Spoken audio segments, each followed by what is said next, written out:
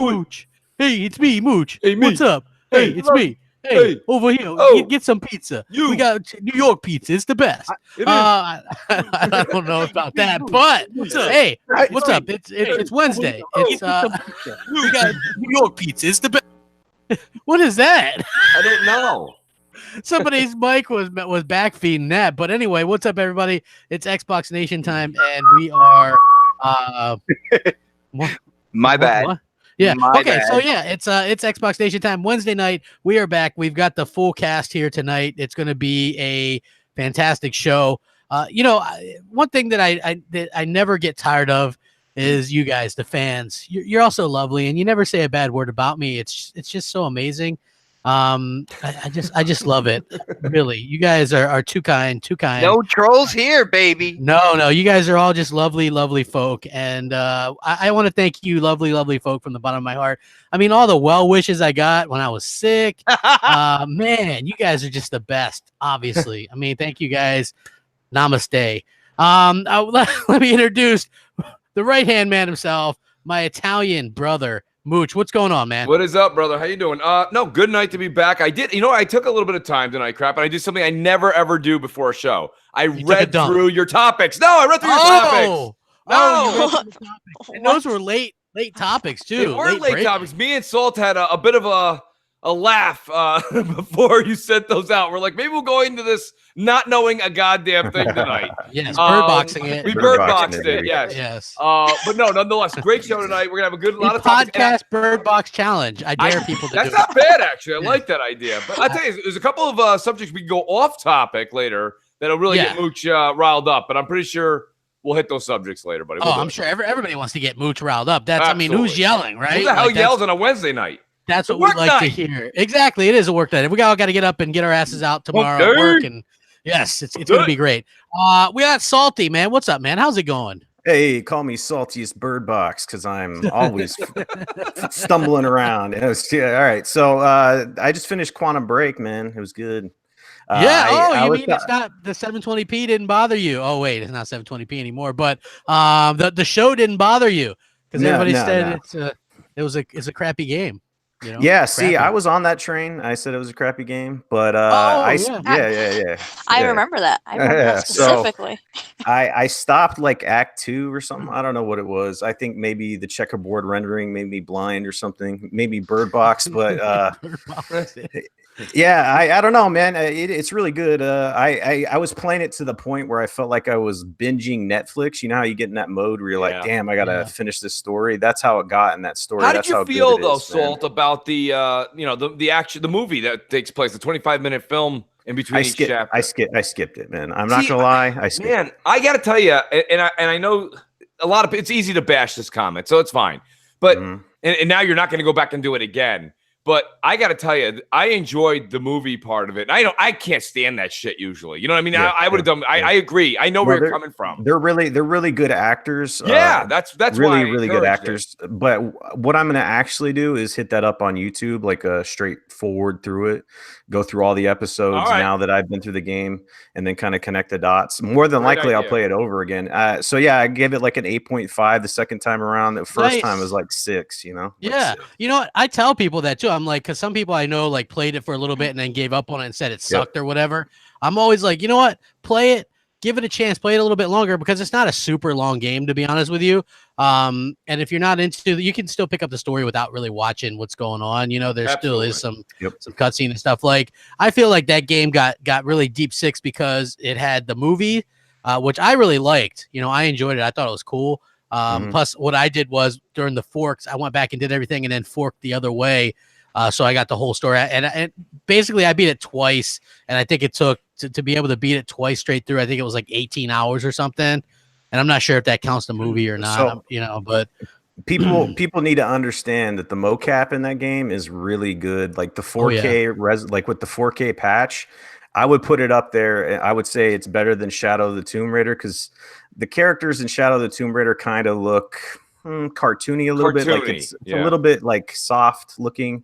That's what she said. And then well, hopefully she helped after that, man. I'm just saying. So yeah, really good mocap, really good acting, really good story.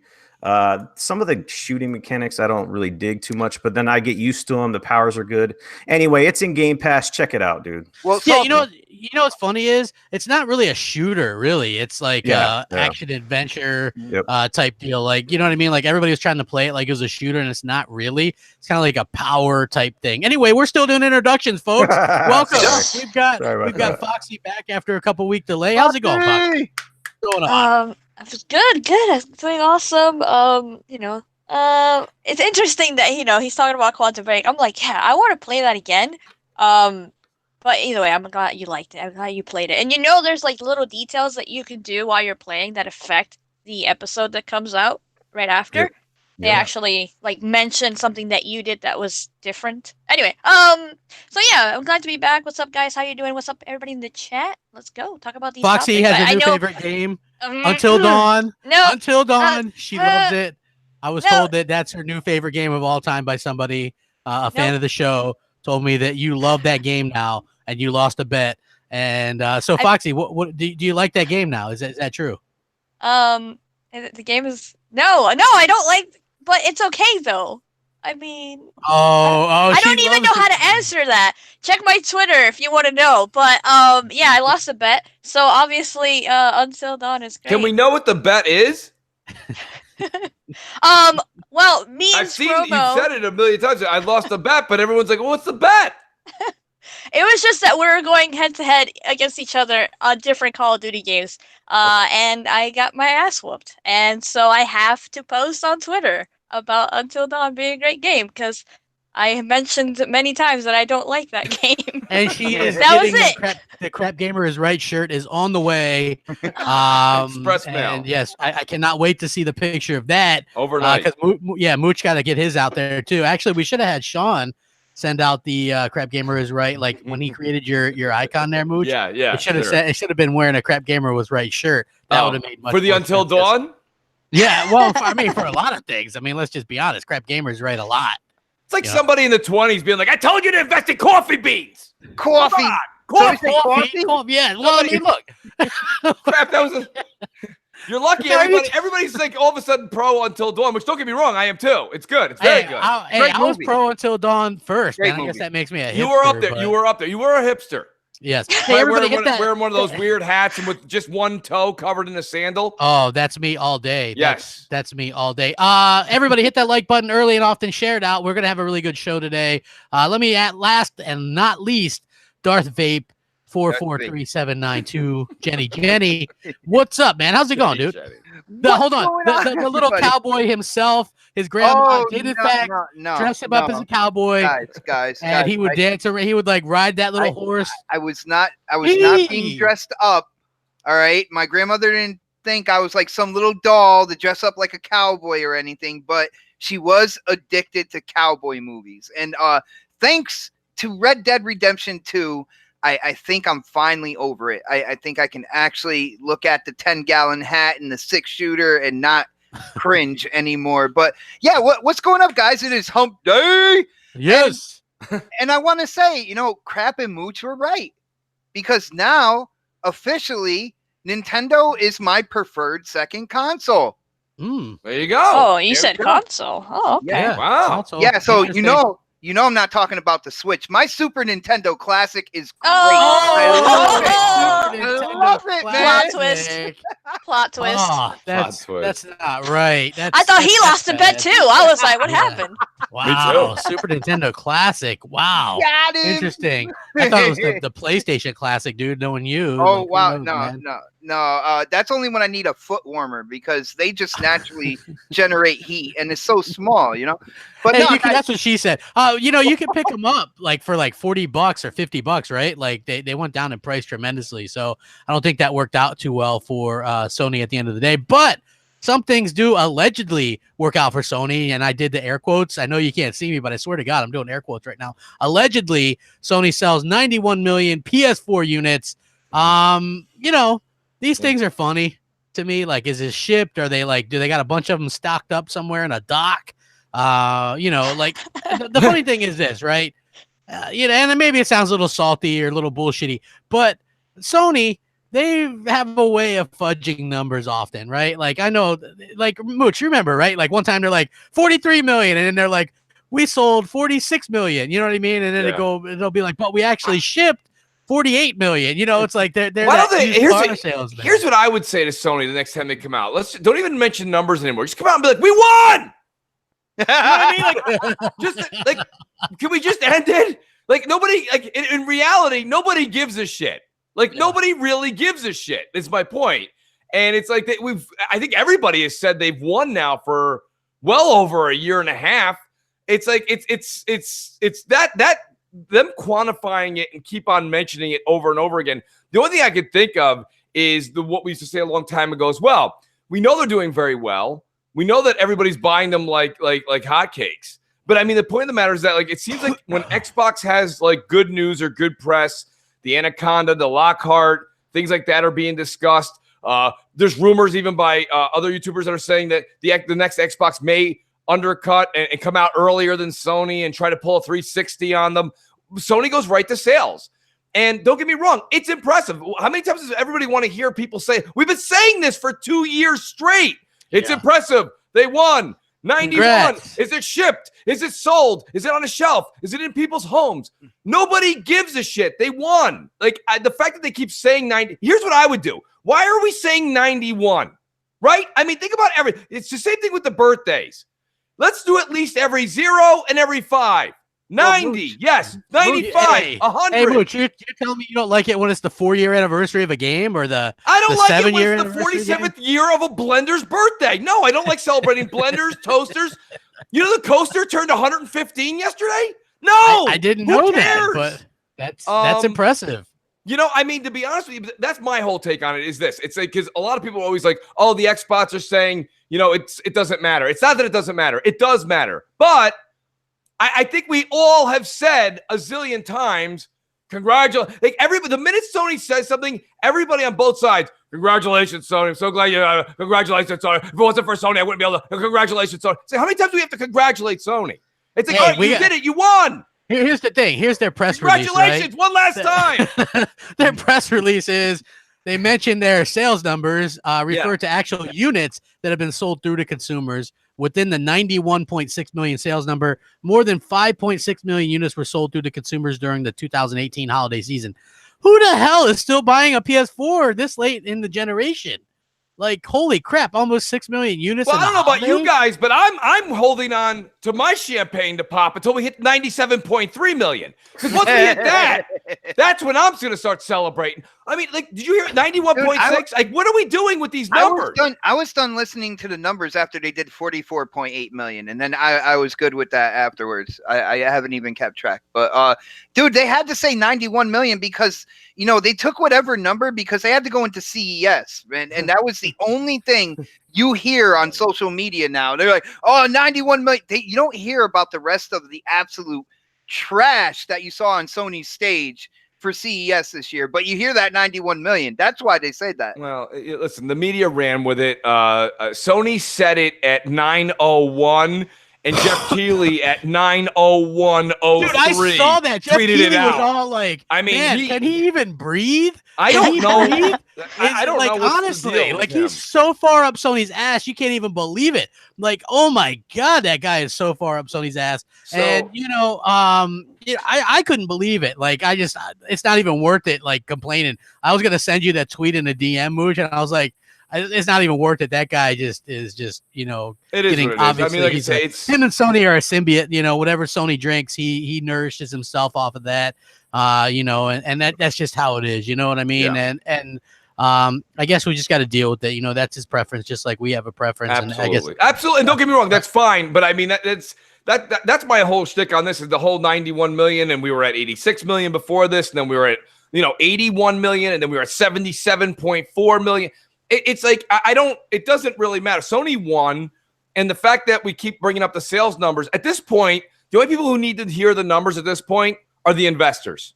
Yeah. That's the only people that need to hear this at this point. Like, no, like it's kind of crazy to me that we're still reporting, and we're not even reporting around like 90, 95, 100. I get that. Yeah. Or every 10. We're doing 0.6, 0.35. You know, I mean, it's like 98.3214. Well, I mean, who the hell cares if you sold 91.6 million to the pie? Right? I mean, who gives a shit if it's 3.14 times 91.6?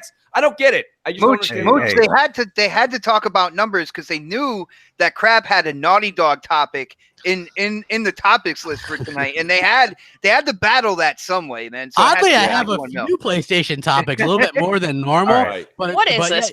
PlayStation Nation? What is this? Yeah, we're PlayStation Nation. Everything's good. No, I think it's funny. I want to hear what Salt's got to say. Xbox sucks. First of all, shout out to the chat for shouting my name out. Salty. That's all I'm hearing and seeing. Thank you guys. I love it. Stay salty. I'll tell you who hasn't bought a PlayStation. That's me. So I haven't participated in that number there. So just want to Mooch throw has that out bought there. like 3, so he's got you covered. Yeah, I'm with Salty. What's up, bro? I think that how many millions added to that number when they got their console bricked, when they got a message? And then how many are sitting on the shelf collecting dust? No, I'm just kidding. That's the Wii mentality, dude. I love it. So yeah, when it comes to sales, man, I said my piece. It's one of the most irrelevant figures you can throw out there right now, because how much money do they really make on the hardware at this point? I'm sure they're making more now because costs have gone down and all that stuff. So, but that overall total, it is what it is. It doesn't speak too much into how healthy the company is. The gaming division is healthy. We all know that, but you got other divisions you got to worry about at Sony. So it's weird, man. It is what it is, Yeah. So, Foxy, what do you think about this, huh?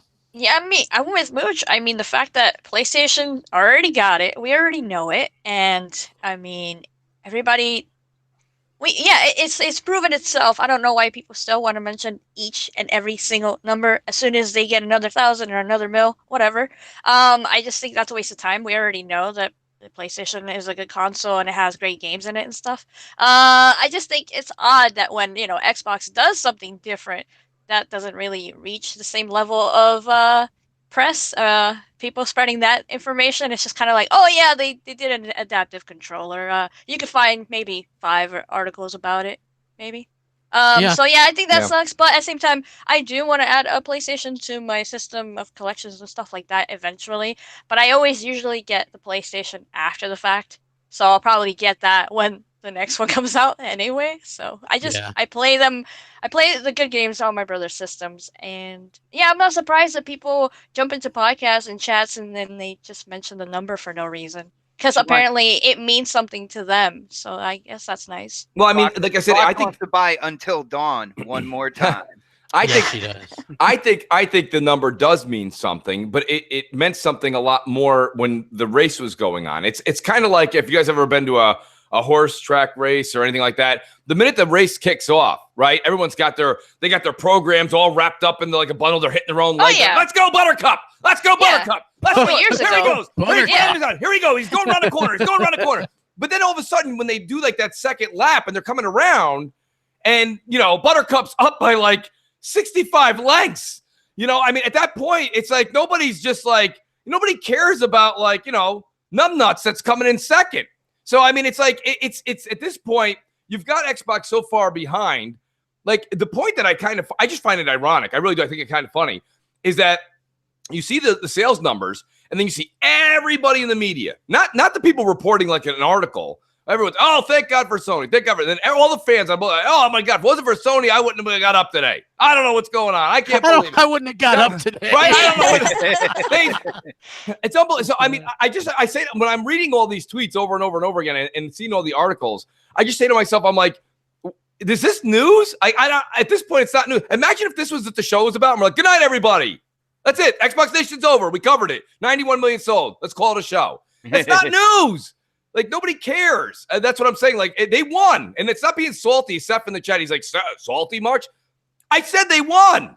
I don't know what you want me to say. No, you wanted Salty to speak more on the topic. I'm not even upset about it. I'm saying, like, why are we talking about 91.6 and then 97.3? It sounds like we're talking about radio channels. Dude, I know why, man. Like, I was on Twitter today, and I was dealing with somebody who is a quote-unquote Sony fan. and they were talking about either Dreams or Crackdown. Like, which game would they rather get? Right? Well, Crackdown, obviously. All right, yeah, that's not what was going on in this thread on Twitter. And finally, somebody was like, "Well, what is Dreams?" And they're like, "Well, Dreams is this thing where you make a game, or you can download other games that people have made and Project Spark, those games basically." And well, that's what I said. I was like, pretty much like Project Spark, right? And somebody was like, "Well, they're doing everything. They're doing just about everything better in Dreams." And I just I had to send them a GIF, like, "Yeah, right." Like, they can't even if they don't like that type of game, they will put it up on a pedestal because it's only coming out on PlayStation. And I'm like, damn, like, I can even be honest with you, after like dealing with Project Spark, I was like, they made the controls and everything way too complicated for anybody just to pick up and use and to create things. Some people made some crazy things, but at the end of the day, it didn't work out for the gaming community. So what do you think Dreams is going to do? But they didn't want to hear all that, and they rather get that instead of Crackdown. I call bullshit. Like, straight up, man. That's BS right there. Well, it's obvious that Crackdown 3 is going to be, and plus that we get to play it in Game Pass. So we do have a little bit of that to look forward to, as opposed to them. Hey, everybody, hit the like button. Let's see if maybe we can get to 150. Here's the thing, right? I don't know anybody that has a PS4 right now. Well, most people anyway, that didn't have one earlier and then sold that off, right? Like my brother included. There were other people as well that had a PS4 early and then got rid of it because there were literally no games to play. And then when games started coming out, they get it back. We call these, Mooch, Newfonomics, right? Those of you who don't know, he, like, good guy, funny as hell, great person. Check out his goofing with Noof stuff. But he has this really weird way of buying stuff and then selling it and then buying it back, right? So that's how a lot of people have been this generation with PlayStation 4. You get it? You're like, damn, Knack, the Order 1886, Drive Club, what's this? You know, and then they sell it off, and then they're like, oh, damn, Horizon Zero Dawn, Uncharted, damn, you know what I mean? They buy it back. You know what I mean? That's how people have done PlayStation this gen. You know, I bought multiple PlayStations. I bought the original one, which I gave to my brother after I bought the Pro, just to help him replace his one that he got rid of because he wanted to play some games. And I'm thankful for that. I never get rid of I still got my Wii U. You know what I mean? Like, it's in the box, but I still have it. You know, it's really not worth it unless it's like they're giving you a bunch of money towards the next console. Well, that's the thing, actually, Crap, to be honest with you, though. Moochonomics now stepping in, take a seat, everybody, take out your notebooks. That Wii U that you have that's now almost worth nothing was basically, I turned that in with about 5 games, five Wii U games, and I walked out with a Switch, and I walked out with Horizon Zero Dawn. So, I mean, they were giving a substantial chunk of change to get people to move to Switch. So I got to tell you, that was the one where I would have said, sell. Because that Wii U, you'll never, that's not even something you want on your museum shelf. Nintendo fans have forgotten about it. Well, we knew jump right over it. They were selling on like either eBay, was it eBay or Amazon? They're selling for like hundreds of dollars more than what they were worth, as long as like they were in the box and everything like that. It was insane. I think like $900 or something for a Wii U. I was like, holy! I was like, oh snaps! Can you find the box for the Wii U? When was this? We couldn't though.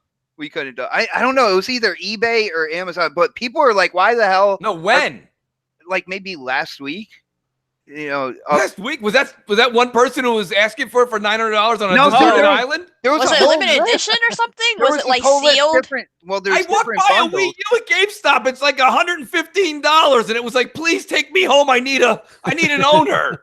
That's crazy. Unless it's a custom console and it's like sealed, mint condition box. I mean, other than that, I don't know why. Yeah, I still have mine. I still have mine in the box. I mean, Reggie's handkerchief. What the hell game is that? The heck out of here with that. Yeah, I mean, most of the games are coming to eBay. We got in the chat. It was eBay. Richard Luna was saying it. Yeah, it was this whole like huge thing where like, why the hell are they selling it for that much money? And they were selling. It had to have been some kind of special edition, like of course they made a few limited editions. I'm pretty sure the Zelda one was there somewhere. You know? Something. Sure. Yeah, absolutely. I mean, that console could be worth something down the line, though, because it was kind of a really big failure. So, I mean, you never know. Like down the line, that could be worth a little bit of something if you're like a collector or whatever, like me. Then that could be something well worth picking up. Mooch, swing to the left, swing to the right. Yes, sir. Jump, kick, repeat. This game has now sold over 9 million copies as of that was November. the reason I sold my PlayStation because of that game. You didn't like swinging to the left or Well, swinging to the right? It was to the left was fine. I'm left-handed and everything like that. I think it was to the right is where I had the issue, man. Yeah. I mean, I can understand that, but I mean, holy crap, Mooch. Like you remember, we used to kind of debate which one's going to sell better, this or God of War. Do we know God of War's numbers? No, but I think that it's pretty clear that what we're seeing out of Spider-Man selling much better. Yeah.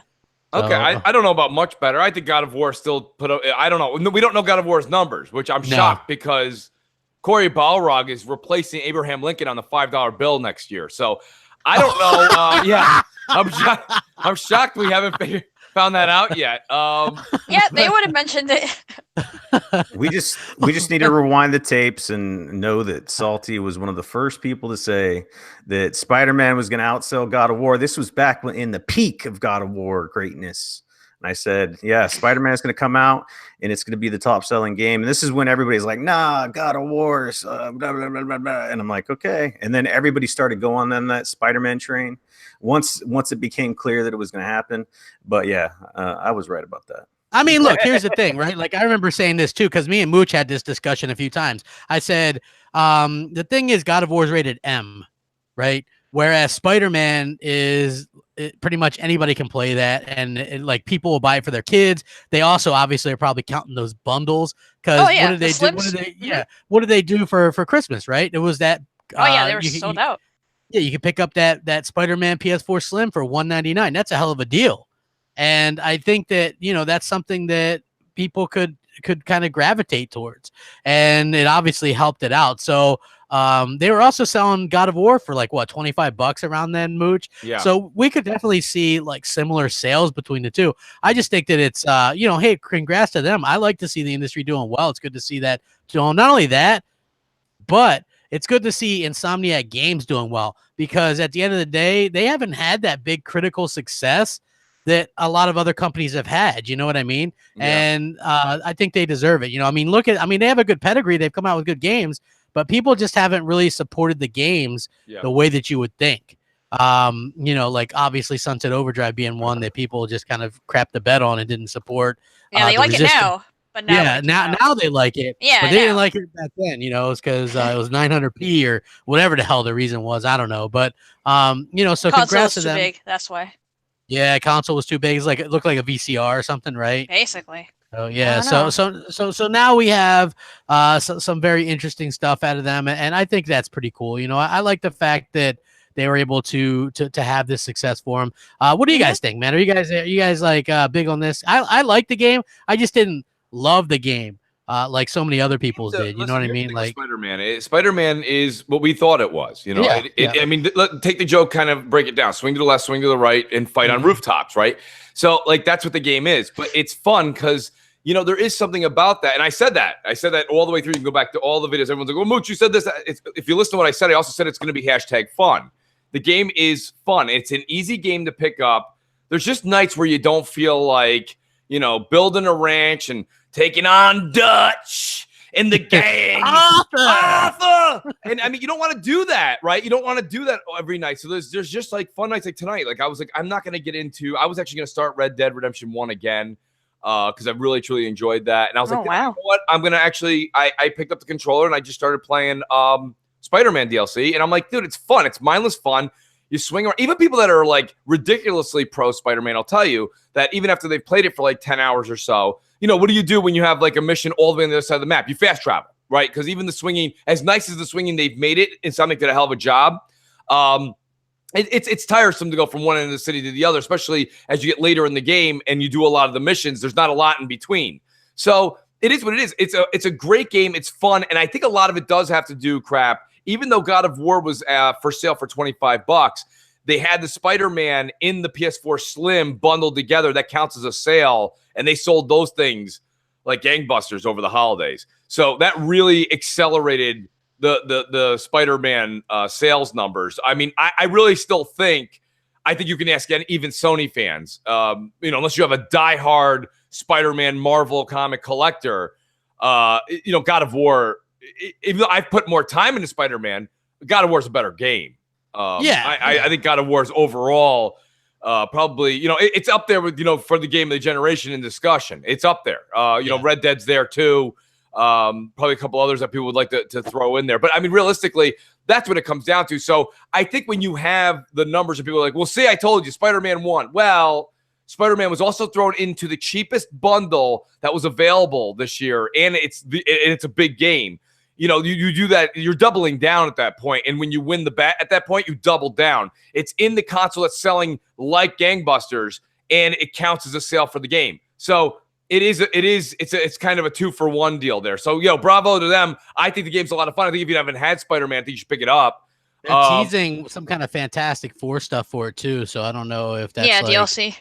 Yeah, if that's something that they were Reclaimer able. 117 says Witcher 3 is better than God of War. Witcher 3 is definitely one of those ones that's definitely on the table for discussion for Game of the Generation. Problem is, I've never finished, nor will anybody I know finish Witcher 3 in this lifetime. Finished it multiple times. I always ask Who is this Hellhammer you speak of? Hellhammer. Sounds like a prophet. It's me, Hellhammer. I'm back. I like Metallica. Metallica's really good.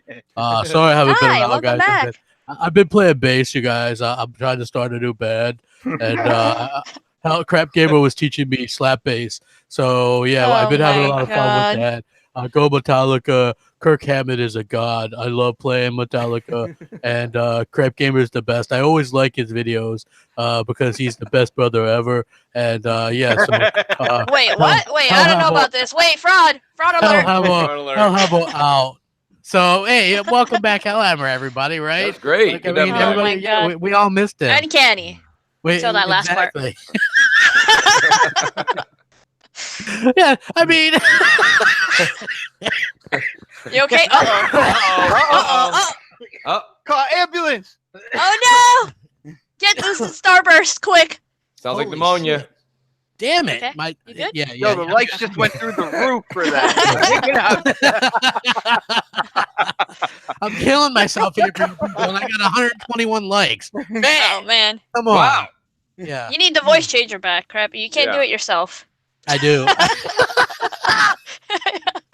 I do. So, Spider-Man's great. Yeah, go ahead. We already knew this. It is great. Yeah, good for them. Not only did they grab the PlayStation, fanboys for sure, get them exclusives out there and be proud of it and push it, and then you get the Marvel fans in it. So obviously, this took off, and I'm not surprised about the numbers. That's all they got a whole 10% of their user base, right?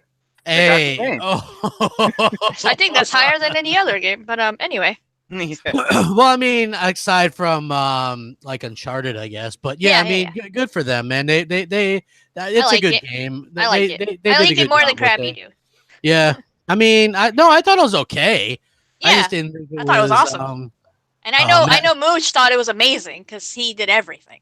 I like it. I do. I'm halfway through the second DLC. I will say that look, it is what it is. There's nothing in the DLC. It's all the same stuff. A lot of people that when the controversy came out about the DLC, I think a lot of people were probably right. This all coming out so all of a sudden right after the game. This is probably stuff that was kind of a money grab, but at the same time, again, it's mindless fun. It's a game that you can pick up, do a few missions. There's times you don't have, there's a lot of people that are, it depends on who you follow on Twitter and who you watch on YouTube and things like that. There's people who play a lot during the day. They do it for a career, and that's awesome. That's a dream come true. But, for others that work all day, come home, you got to mow the lawn, you got to do this, you got to do that, you got to shovel, you got to blah, this. You sit down 10 o'clock at night. Sometimes you only have an hour and a half to game, maybe 45 minutes. So Spider-Man's really a game that's a lot of fun because you can kind of sit down, get into a couple of missions. You can make progression. That's the other thing too, right? Everything we all like to do as gamers is make progression. The one thing you can't stand the most is if you played a game for an hour and you just couldn't get past something, or you got stuck on something, or you didn't get any level, or you didn't get any kind of reward or loot. You feel like you just sat there for an hour and a half, 2 hours, and did nothing. So the one thing that's really, really rewarding about Spider-Man is the progression. You will progress. You will move forward. You'll get more of the story, or you'll get more loot, or you'll get more suits, or this and that. And nonetheless, that's very rewarding, no matter how you look at it. And then to be able to pick up the controller and put it down. We used to say that crap all the time back in the day about Call of Duty, which is why that was so successful. It was a game you could pick up, play for 35, 45 minutes if you didn't have a lot of time, play a couple of rounds of TDM, put it down, and you progressed. You kept on working towards your prestige, and it was rewarding. And there's very few single-player games that you can play for a short period of time and get that same satisfaction. So, I got one for you. It's basically the only game I miss from selling my PS4, and that's God of War 3 Remastered. That is one game where I could just pick it up. I could play it for a while. I can see that, Xbot. I can see that. That's the only game I miss. Yeah, that's on the docket. I can see that. Yeah. But when it comes to Spider-Man, you guys know, for like me being a hardcore Spider-Man fan, and I am getting so tired of this kind of like love fest for Spider-Man, because when I played it, you guys know, I was hyped. I was so hyped. I don't see how you could be a Spider-Man fan and not like that game. Of all the comics and of all these superheroes and the movies that are made, like Spider-Man's like not even in my top 5, but the game is fun. Maybe that's why you think it's fun. Yeah, I guess. I don't know. What would you have wanted? It's a Spider-Man game. You swing around and you punch people on a roof. That's what you do. Well, yeah, but like, what do you want to do? No, everything just became it became so kind of, I guess you could say, methodical. Everything was just the same. It was either, the hideouts and stuff like that for the gangsters, or their side missions were very bland and like, you really want me to do this? I have to chase down pigeons. I have to fly through pollution. This is what I'm spending my time doing. Like, as Spider-Man, this is what you want me to do. Like, that you would not see that in the comic books. Think about the movie, though, Homecoming, right? Like, and I haven't watched enough times to recite it perfectly, but Peter's out there doing his thing, and all of a sudden he sees like 5 bad guys wearing masks robbing an ATM. And then he's like, hey, guys, what's up? Hanging up upside down. And he's like, oh my God, are you the Avengers? Those random parts in the city, I actually like those. That was more. That's a lot of what the game is random like man, ATM when you got thieving and the hideouts that you have to take down, and they're all pretty much leveled out the same, and the story, to me, the actual main story, it doesn't pick up, like it takes so long for it to pick up steam. That it just kind of, it made me yawn at times. Yeah, the main story was, oh my goodness, man. I like the game itself, not really the story. You could do so much. Like, the thing about Spider-Man is, even though he has superpowers, everything is always stacked against him. His life is always falling apart, and I just didn't get that sense in that game. So what Foxy just said is, I actually believe the exact opposite. I actually am one of those people, and I've said this, me and Crap have had this discussion at MNC a number of times. Crap knows this is how I feel. Doesn't mean how you guys feel. But a lot of you guys always get so wrapped up in the story. And again, I'm going to say this to you. You guys are sitting here in Xbox just before, or just it was on the show, or just before the show. He's like, he's enjoying his SNES Mini. And when you play a lot of those games that we all grew up on, or even if you're like, I love retro gaming. Okay, well, a lot of those games didn't have story. Okay, again, I go back to my original, like Castlevania is one of my all-time favorites, period. There's no ifs, ands, or buts. Like, you were Simon Belmont, you walked across the screen, you threw holy water, a boomerang, an axe, okay, at random things, and you just worked your way up to Dracula. Like, there was no story. It was just you worked your way up to kill Dracula. My point being is that what I think with Spider-Man that's just so successful, and the reason I like it, I think a lot of people like it, is it comes down a lot of times to gameplay.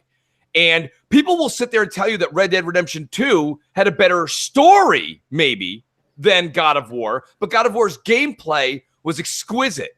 And I think when it comes down to Spider-Man, where you hear Foxy and Xbox saying, I didn't care for the story, that's fine. You're entitled to that. I'm not saying you're wrong at all. I'm saying the reason it was so successful and the reason I enjoyed it was I kind of put the story on the back burner, and I enjoyed what Insomniac created as far as the world, the gameplay, and the mechanics. But Mooch, that's you as not a hardcore Spider-Man fan. That's true. Let me step in. Ding, ding, ding. Yes. So what your logic basically is saying, that the story doesn't matter in a comic book game-based game? What the hell are you talking about? It doesn't.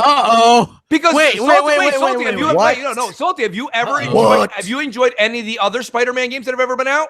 Shattered Dimensions. I'm not going to say. Have you enjoyed any of the other Spider-Man games? They had no story. They all had no story. Venom is greater than Spider-Man. First of all, let's get that out of the way. Well, okay. Well, I'll give you. The whole, my God. me hearing you say that the story doesn't matter in a comic book game, It doesn't. just broke my heart, man. Aren't you part? And if you're not, that's fine. But me and Crap have said it.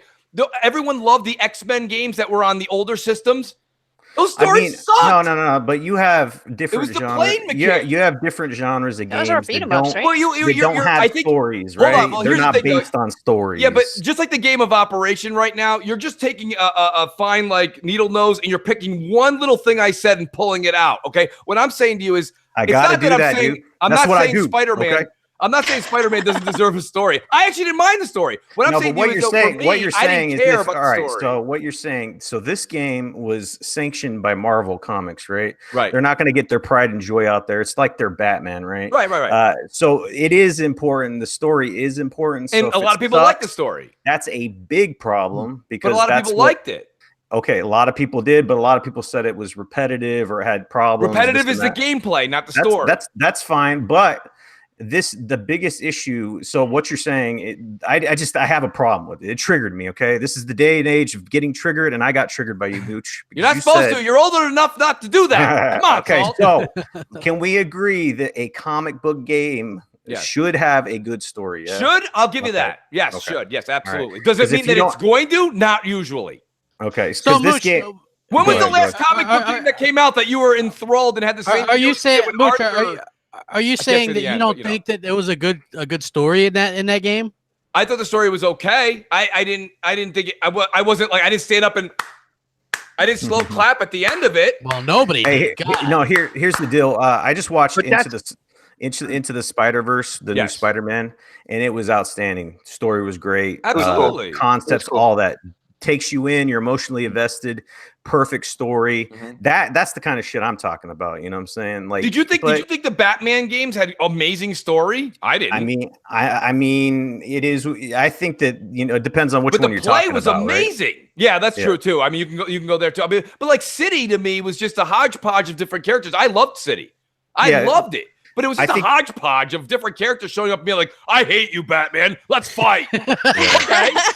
Right? That's all it was. But people love it. That's my point. I'm not saying you're not wrong. It should. But not everybody. Kill me, Mooch. Damn it. The thing about it is, Crap, you don't have Martin Scorsese writing all these games. I mean, it's not always gonna be great. If you have a great game with great gameplay, I mean, that's what we're playing video games for. Ghosts and Goblins.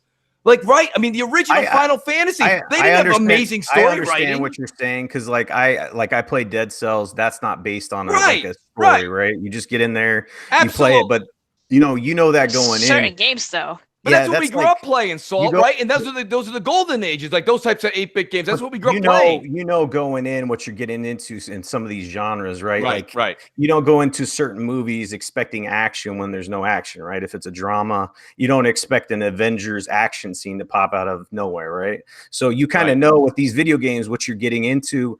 And with Spider-Man, I mean, the premise, everything, right? It should have a legit story because I mean, you're getting it. Marvel's involved. It's their pride and joy. And, I think that I can't really speak on it because I don't have a PS4. I don't want to get people triggered. But I've seen videos and I know the story synopsis and I know the Peter Parker, how he's older and all this other stuff. And right. Some of it was very boring to me, Yeah. Listen, I'm not going to disagree with any of that you just said. I'm just saying for me personally, let me put it this way, Salt. Let me completely agree with you. So the parts that you thought were boring, you watched them, they didn't intrigue you at all. Okay, but what if I said to you, hey, Salt, when you do pick up the controller, you had some fun playing the game? Would that change your opinion a little? That's fine because I play games to have fun, right? Right, exactly. So if you can get in there and swing around, have mindless fun, that's cool. Right. But at the end of the day, if you're looking at as in a bigger picture, then you'd have to score. Let me say this, Salt. This will make you feel better. I never once when we've had me and Crap have had a bunch of Salt. You've been on a couple of the shows too. Yeah. I've never mentioned Spider-Man as a Game of the Year candidate. I've never even said it as even remotely close. Like it's not that for me. it's not that. For me, it was a lot of fun. I mean, I just wouldn't put it in a game of the year. So, like, I guess maybe that'll help my case with you a little bit. Like, I was putting it on that pedestal. Come on, Mooch. You at least have to go 50-50 here, gameplay and story, to tell me that you dug, game of the year or something like that. Something's got to, like you say, trigger you to. Well, if they're gonna put Celeste in there, you got to put Spider-Man. I got news for you. So I don't know if you guys, I played Celeste last night. And man, I don't know how that got game of the year. I know. I played it too. I was like, "What is this?" Yeah, it's not. I mean, Dead Cells was better than that. Yeah, way better. Celeste is so basic, dude. I'm like, it really is. So I was waiting for another aspect of the game. Yeah, dude. Yeah. I don't know. I guess we got to have skinny jeans on and be at the Starbucks, right? With the absolutely, you took the words right out of my mouth. Oh my god. Oh man, so good. Hey, that was a good little debate, guys. Hit that like button. Come on, man. We got Mooch and Salty going at it. Mooch is like, hey, Spider-Man's a shit story, but it's still great. Like, how can that be? Thank God Crap doesn't write like Cliff's notes. I know, right? You could fail your exam. That's not what happened. I know. Well, that's what I heard. Answer number 7. Mooch said this, and the teacher's like, he never said any of that. Oh, yeah. They're in Crap's Cliff's notes. Shit. Well, I want to talk about this other piece that Sony released in their little dealie. Monthly active users, folks. Get used to hearing that, because Sony's going to talk about this a lot. Next gen. I thought people didn't care about that. Hold on. I'm confused. Listen. Sony says they have over 90 million monthly active users, right? So the funny thing is, that's a lot. I mean, that's not the funny part, but next gen, they're going to start transitioning over to using monthly active users as opposed to, we sold this many consoles, because the consoles are going to be irrelevant. They're going to be selling, they're going to have games on mobile, and you're going to be able to stream it on Windows, and you know what I mean? So it's going to be all about keeping up with the Joneses where monthly active users is concerned. And even Nintendo's heading that way, which we have that as a topic too, where their Nintendo president said, hey, we even foresee a future when we're not even doing hardware, and talking about mobile and things like that. So, the fact that they have over 90 million active users, that's cool. But that number is a little odd too. That's like insinuating that like every PlayStation 4 user is active online, or is there still PS3 users or Vita users included in there? Or I mean, it just said PlayStation Network, it's active users on the network. So it's whatever. Yeah. If you have a PS3 or a PS4, not only that, different accounts. You know what I'm saying? Like when somebody signs in and plays a game under a different account, it's still an active user. So that's why, it'll look like a 1-to-1 ratio for how many PS4s they put out there, or close to 1-to-1. But when you look at it, with the common sense, take a step back and you look at, people, there are people out there who still play their PS3s on a regular basis. Really? Yeah, believe it or not. And multiple accounts on a single PS4. You start looking at it like that, and you're like, well, that makes sense. It should be around there then. You know what I'm saying? Yeah, I mean, I could see that. I'm not really, obviously that's not paid PlayStation Plus subscribers, but that's a hefty amount. You know what I mean? Good for them. They really took it to Microsoft this gen. Crap, in the chat, somebody was like, so sad, 90 million users without native 4K. Oh man, come on. We know they don't push that narrative they don't push that narrative about resolution anymore. Yeah, it's not like it's on the box or anything. God. Yeah, come on, man. Native 4K. Nobody cares about that. Mooch, what do you think about this? 90 million? Well, I mean, let me ask you this question. What's Microsoft's active users? Wasn't theirs at like 55 or 58 million or something like that? Yeah, that's what I don't know. I got to be honest with you. When I saw that, I thought that was a slip. I don't, like someone was just saying, Seth was just saying it's Vita. I guess that counts as for Vita, PS3, PS4. Yeah. But I mean, I don't know. I can't see it being 1-to-1. So it's got to be what Xbox. I think Xbox rationale kind of holds water, where people have multiple accounts. Those must all count. So if you're home and you have a family and you have 4, that counts. Of course, it would. It makes sense. I don't know. They said it on stage. Typically, when you have them say it like that, and when it's active users, that's a loose term for Xbox and Sony. So, but I mean, like when Xbox is like, I give Xbox shit when they're like, oh, last month we had 75 million people stop by and play Sea of Thieves. It's like, all right, yeah, well, I mean, but there's only 1,000 left on there the next day. So it's like, I mean, I don't know. Those numbers, here's the thing. Now they have managed all of corporations, okay? Apple, Microsoft, Google, Sony now. They have all manipulated a way to contrast a number, figure out a number that they can present, and they can back up. Yeah. Even if it's for a half an hour, right? They'd be like, in that half an hour, that split second right there, freeze it. Right there. Yep, see, we hit it right there. But then we dropped right back down. And then we're back up. And now we're down again. We're up. So they're going to always hit peak to peak. So realistically, now you're going to have these companies, they're going to put these numbers out. And whether it's Microsoft or Sony, I'm like, all of us consumers are like, okay, 90 million users, then Xbox Next Generation, are they going to combine PC users in there too?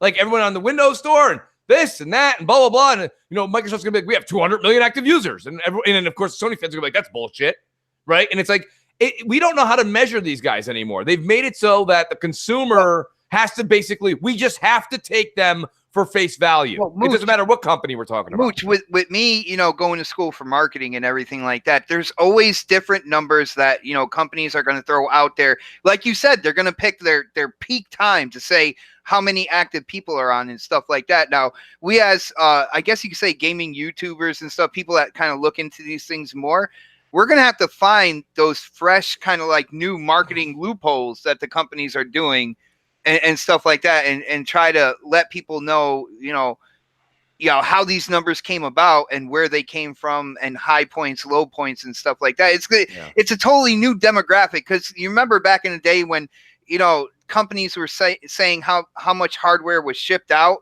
and people were using those numbers as sold and all that stuff. And we're like, well, yeah, nope, those were shipped. Like those weren't sold. Well, here's the thing though. When you're talking about actual physical hardware, whether it was shipped or sold, okay, that was the big debate for a while. Companies bought them to get them shipped. But you had NPD, you had other companies that would somewhat, even VG charts, things that we said that they were off, right? Mm-hmm. You would be able to somehow piece together roughly if they were somewhat being accurate. What I'm saying to you now is, who is telling you, who's telling you crap that 90 million is accurate or Microsoft 54 million is accurate? Who knows? Who's spot checking? Nobody. Nobody yet. Right. Yeah. I mean, how can you really? Really, that's the thing. How can you? XBot, if I was like, oh, you don't do this anymore, blah, blah, we don't buy this in the house anymore. We don't buy SpaghettiOs. And I go, you don't? No, we don't. I don't think you never did, man. You never did. I'm glad you did but I mean, I never did that. And all of a sudden, later on, you're like, well, Mooch don't know, can't hurt him. And then you open up a can of SpaghettiOs. All right, my point is nobody knows what the hell's happening in your house besides you. And this is the companies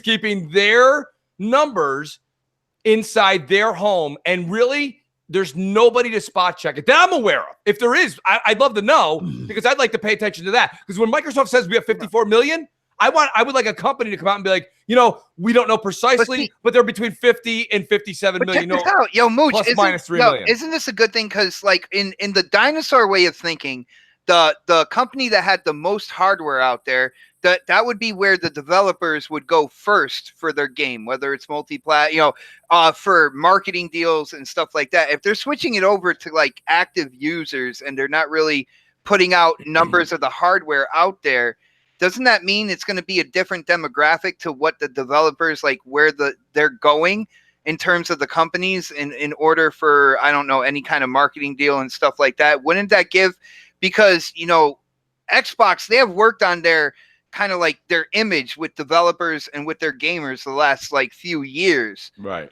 So now they're taking away the hardcore hardware number set as what will push developers in that direction. So they could say 200 million active users on this action adventure game, and this action adventure developer will be like, oh my goodness. Right. I mean, go there, don't get me wrong. I'm not saying that either of the companies is wrong at all. I'm just saying to you that we as consumers now have to take them at face value. Yeah. What they say, we have to, where you might go, well, Mooch, wasn't that the way it was before? No, it wasn't. No, there was other people that when they said something, there was other companies that were recording these.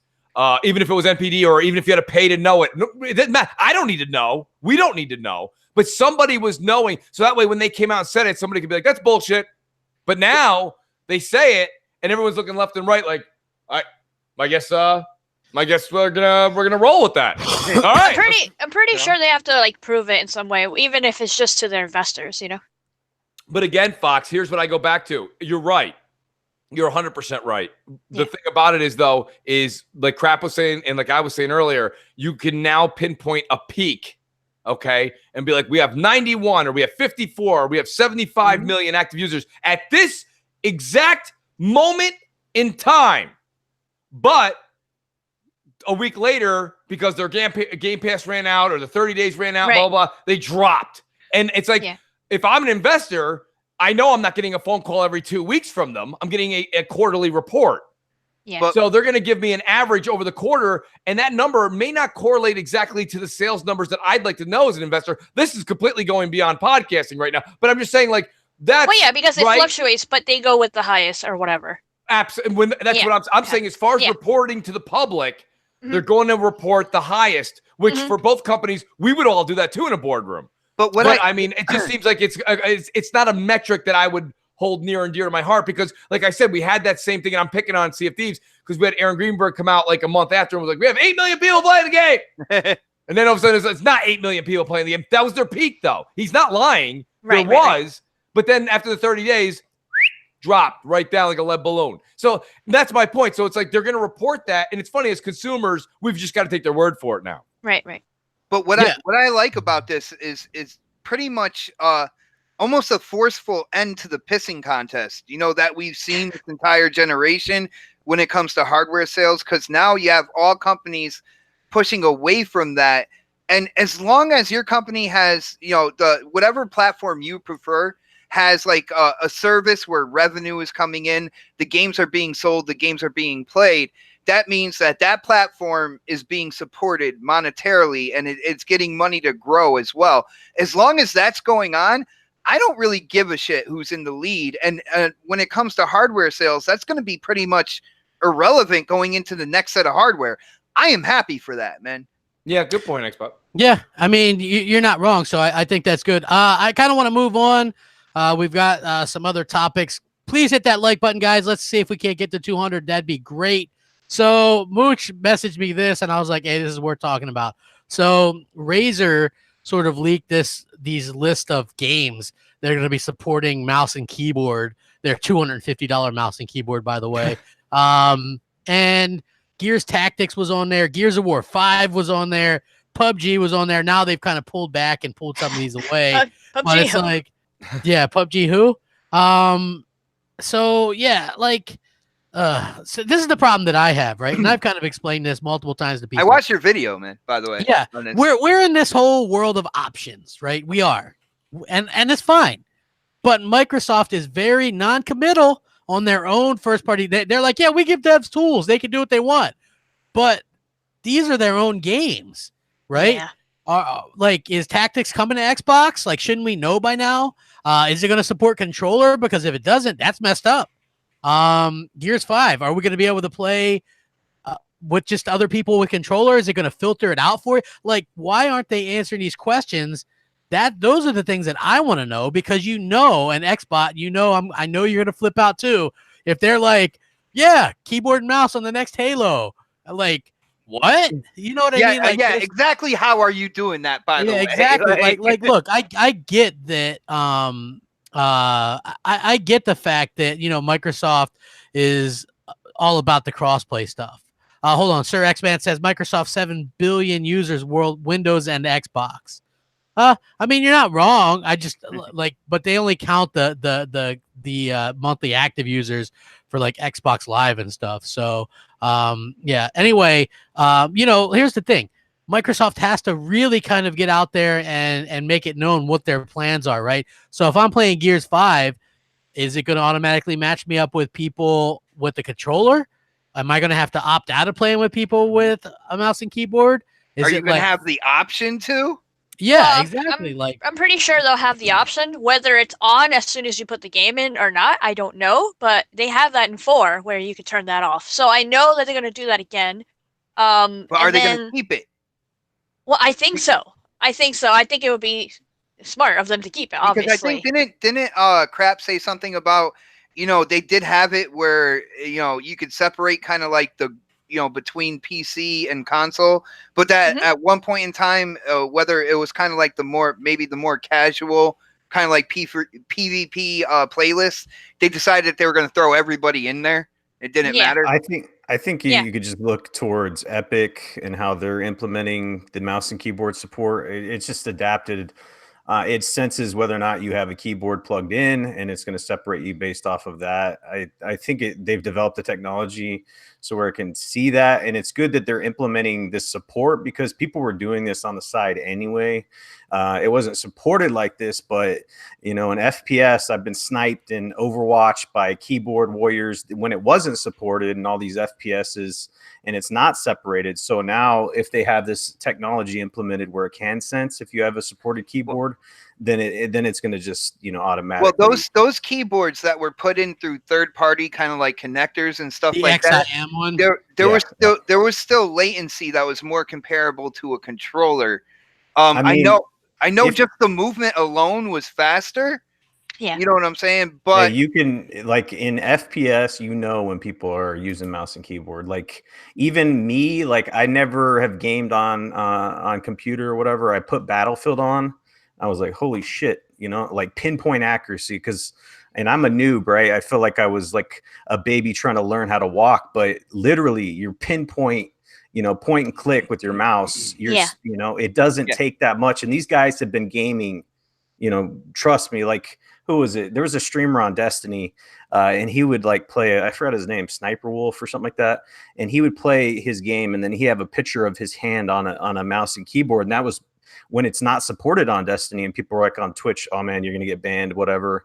He didn't care, but he was using that in like trials and wrecking fools. You know what I'm saying? Just like doing shit that you can't do on controllers, because it's not like your accuracy with the mouse is ridiculous. You know what I'm saying? So even if there's latency, you still have an advantage. Big advantage. I just want to say, from what Crap's saying, like, how come they're not coming out and saying anything about this, if it's true, letting people know? And I feel this is where Xbox is coming off as weak. All right, they're trying to play both edges of the sword. They're trying to make the PC gamer feel special. They're trying to make stuff, right? They're trying to make the console feel special. They don't want to alienate either gaming group right now because they're dependent on both.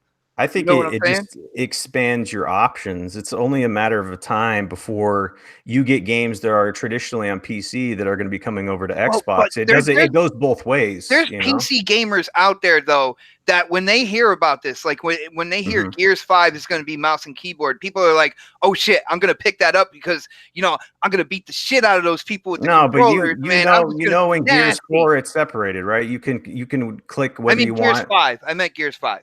Yeah, but it will be the same implementation. Like these publishers and the devs, everybody is so quick to say, "I think they will," and I'm pretty sure. And I've heard this argument from you before, Xbox, before all this. Because I'm consistent, brother.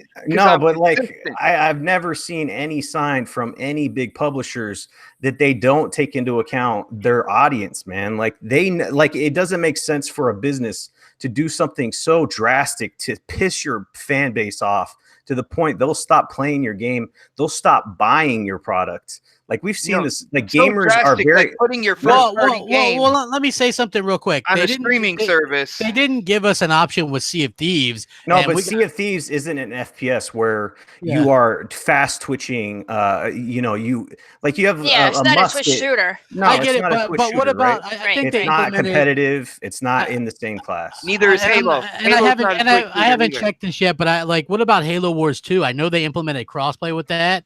And you can use mouse and keyboard on PC with that. That's a big advantage in my opinion. I'm not sure. If that's something you can disable. You can have the argument whether or not that they should do that or whatever. Like with RTS, I know for a fact, just playing with first-person shooters, the advantage you get with mouse and keyboard is like tying your hands behind your back and trying to play a professional basketball player 21. You know what I'm saying? Like it is. I would beat him. I would beat him. They have a huge advantage. Like people just don't even understand like the precision that you can have on mouse and keyboard and FPS and in Twitch shooters is insane, especially with sniping, you know? So like I said before, like I think you got to look at the positives, like the games that you're getting. Gears Tactics, when they announced that, oh my God. You know, Microsoft, they're making games for PC. They don't care about Xbox. Where's Xbox? This is one of their, you know, marquee titles. You fast forward and it's getting support. I mean, you guys, I mean, where are all the people that saying, oh, bravo, we're getting an extra game? I mean, Xbox doesn't have games, but we're getting Gears Tactics, and then we're going to get another Gears 5, and then we're getting, you know, this and that. People are looking at the negatives, but I think it's positive. Because you're looking in the areas where the fanboys dwell. And that's the first things that they say is like, oh, look at that. You know, they're giving up on console and going to PC, where, you know, you hang in the right groups. Like they're going to try to cater to PC. They're going to try to cater to console. And at the end of the day, I think we're going to be the people that are sitting back and waiting to hear what they say about like this crossplay. How is it going to work? And we're going to be like, told you so, man. Yeah, well, here's the thing. I wonder how it's going to work, but I also worry about it watering down the player base, right? Like you have all these subsections, right? Yeah. So you have, you know, crossplay where you can play, you know, controller versus controller with PC. You're going to have crossplay where you can play keyboard and mouse versus keyboard and mouse. So you're going to have all these little subsections where before you just had everybody had to use the same kind of input, and so you kind of wonder if that's going to like lower it down. Then what happened? What happened with Gears 4, right? So they're like, yeah, we're going to implement crossplay because it was originally just, you know, crossplay for the campaign and horde mode, right? And they're like, yeah, we're going to implement crossplay, and the reason why they forced that on people, which you can disable it, but it was like I didn't know how to do that at first. So I ended up playing against PC people for a while, and that was kind of annoying. But they force you to play with the PC people because the PC side's dead, right? Basically, Go ahead. Crap, have you ever been in a multiplayer game where there's no player base? I mean, yes. So what's worse, to water down those playlists or to have no player base? Because one of the biggest enemies to these multiplayer games is when you lose your player base, there's no lobbies to fill. The wait times are ridiculous.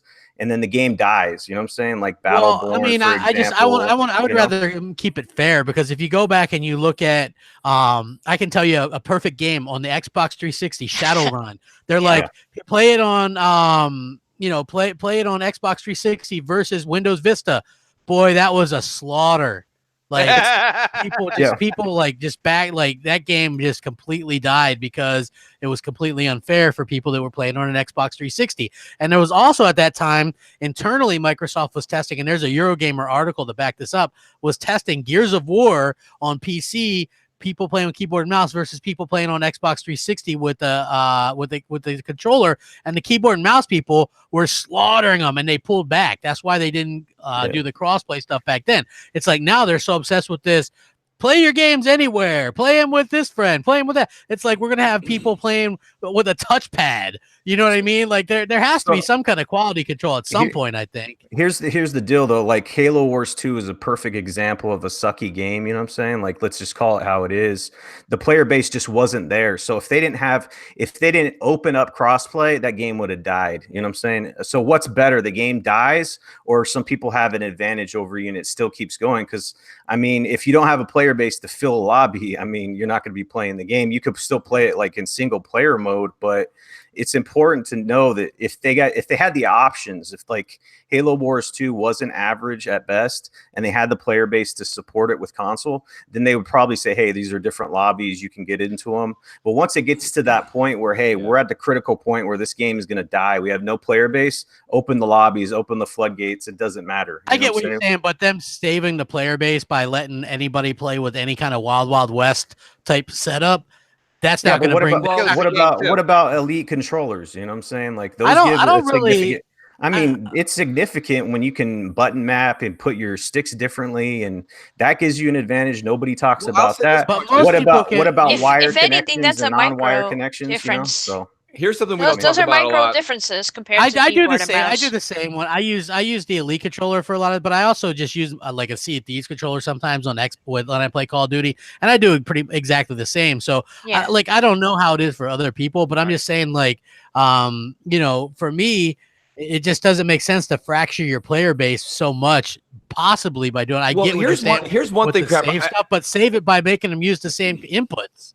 I think you guys are both making valid points. I tend to lean a little bit more on Salty's side because I think ultimately they're gonna watch their P's and Q's. They don't want to lose their audience. But Crap, I'll make you feel a little bit better.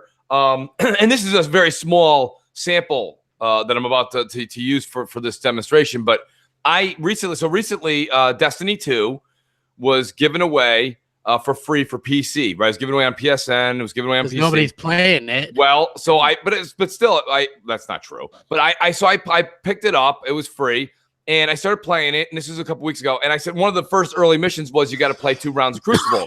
So I went in and I played a bunch of Crucible, and I was having fun with it. And I'm playing with an Xbox controller. I'm not using mouse and keyboard. I'm playing on PC with an Xbox controller, and I'm playing, and I was just having fun playing Destiny Crucible like usual. And I'm like, whoa. I'm like, holy shit. I'm like, I'm playing against people with mouse and keyboard right now. And I was holding my own. And I'm like, maybe that's not as, unfair as I thought it. No, I forgot I was playing with mouse and keyboard. I was doing quite well. Yeah. And I'm like, wow, maybe so my point being is that, don't get me wrong, I do think, ergonomically the benefits are with the mouse and keyboard. I think that's been proven. So I'm not going to take that argument away from Crap. He's right there. But I think the fear that we have, first of all, I think Salt's right that they're not going to, the days that they open up the gates and everyone's all together is when the game's on its last leg and you're not going to be there, Crap.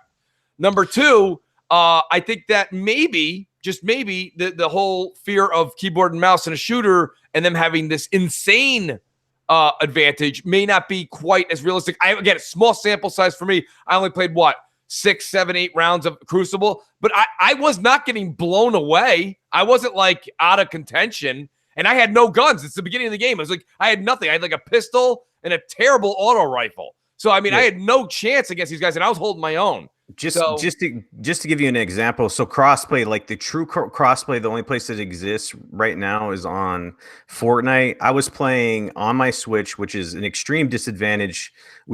I was playing on the portable mode, right, with those chocolate chip sticks or whatever. And then my buddy was on Xbox, and then there's another dude on PC. So we're playing PC dudes versus me on a Switch. And yeah, sometimes I got wrecked, but I was still killing people. There's still sucky people on mouse and keyboard, you know what I'm saying? But it doesn't like excuse the fact, like if they would just open it up, helter skelter, hey, we're doing, right. No holds barred, and whoever wins comes out, it wouldn't make sense there. But there's advantages that people don't talk about. Input lag with your monitors, you know what I'm saying? Like there's a sound whoring when you get really good headphones. If you play someone that's playing on a TV, you can hear them from a mile away when they're coming up. There's all kinds of different advantages that people try to take in these FPS games that don't get talked about. And that all comes together. But then we focus on just mouse and keyboard. It's not like I'm saying I support it. I'm just saying that, there's ways to get advantages in these. Like, games. I don't want to, exactly. I would not buy that Razer for $250 for another, you know what I mean? Like, that's crazy money for that. I prefer a controller. Even when I do use the PC, I'm still using a controller. Like, that's just my way of playing. It's my choice. But I think the concerns Xbot and Crap have, I'm not saying they shouldn't have them, but I don't think they need to be brought to the forefront. I do think that they're going to make sure that people are in their separated lobbies and can play where they want. Again, it's I think and maybe and most likely, and until has it happened yet? I can't until they come out and say something, which I think that was the whole beginning of the topic is why aren't they coming out and saying exactly what they're doing with this and how they're leaving it up to the developers when they have first party games coming out. Yeah. They should let people know exactly what the hell is going on there. I think that's true. I think they should be information being transparent is always it's always better for everybody. So Xbot, you're right. And we're gonna get a game industry shutdown. Well, we're gonna find out. We're gonna find out with Crackdown 3, right? I mean, they're gonna have to tell people in that case. We haven't even hardly seen anything for Crackdown 3. What's Crackdown 3, Crap? It's coming out in a month. Are we really acting like Microsoft is not... It's really bad with communication, you guys. We know this, and that's why they don't want to put their foot in their mouth, and they're not saying anything early. But we need to see improvement in that, Fox. You're right, completely. I agree, but they don't want to put their foot in their mouth because later on, it might backfire on them. And the only thing that they do is leave it so open, like, hey, developer's choice, or hey, we're good with Xbox and PC, like the same. So that's their problem, and so they don't want to say too much because they always mess up when they say things and then confuse people different ways. I just hope that you're right, that Gears does it the right way, kind of like how they did with Gears 4, and you could separate it or whatever. Even if there is like, I don't know, it is kind of weird if they're going to have like 3 or 4 different playlists. I don't like that, but it is what it is. If they want to add this extra keyboard and mouse thing, I guess we're going to have to throw that into the mix and see how it works. Generation of options, Foxy. Yeah. But the whole thing with Gears Tactics, people are telling me that is the so-called best way to play that type of game. So I wouldn't be surprised if they only has keyboard and mouse on the Xbox. I do think it is coming to the Xbox, though, because something that he said, saying that they're focusing on PC right now. So the way that he said that, I was like, oh, okay, so it's coming to Xbox eventually, you know? You know what's funny with that whole we're focusing on PC now thing? They're also like, we're building Halo specifically for PC. We're building Gears 5 specifically for PC. Shouldn't those games be built first and foremost for Xbox? Like, I don't know. That's just, call me crazy. Xbox is PC. PC is Xbox. Screw you, Moosh. That's not true. Hey, I didn't say it. Nobody even likes the PC. Nobody likes Windows 10, right? It's pointless, to be honest with you. Like, even the whole even with the whole like Play Anywhere stuff, like part of me is like, yeah, the keyboard and mouse thing is stupid, but then the other part of me goes like, 2 people are gonna use it. You know what I mean? Like, nobody's even gonna care. Like, honestly, like, who the hell uses it?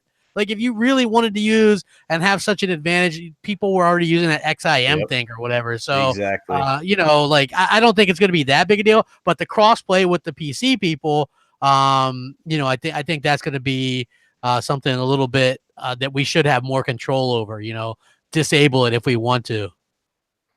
Yeah, I don't know, man. It's the future. Every time they talk, I saw Big Deal Phil up at you know, the conference today. Big Deal Phil. He got his like tan makeup on and stuff, rocking his suit, you know, his little sport coat or whatever. Shout out to Phil, man. Dude's he's a boss, dude. He is. For real. Even Foxy thinks he's a boss. Ain't that right, Foxy? Yeah, as long as he doesn't wear that jacket that he did at the awards.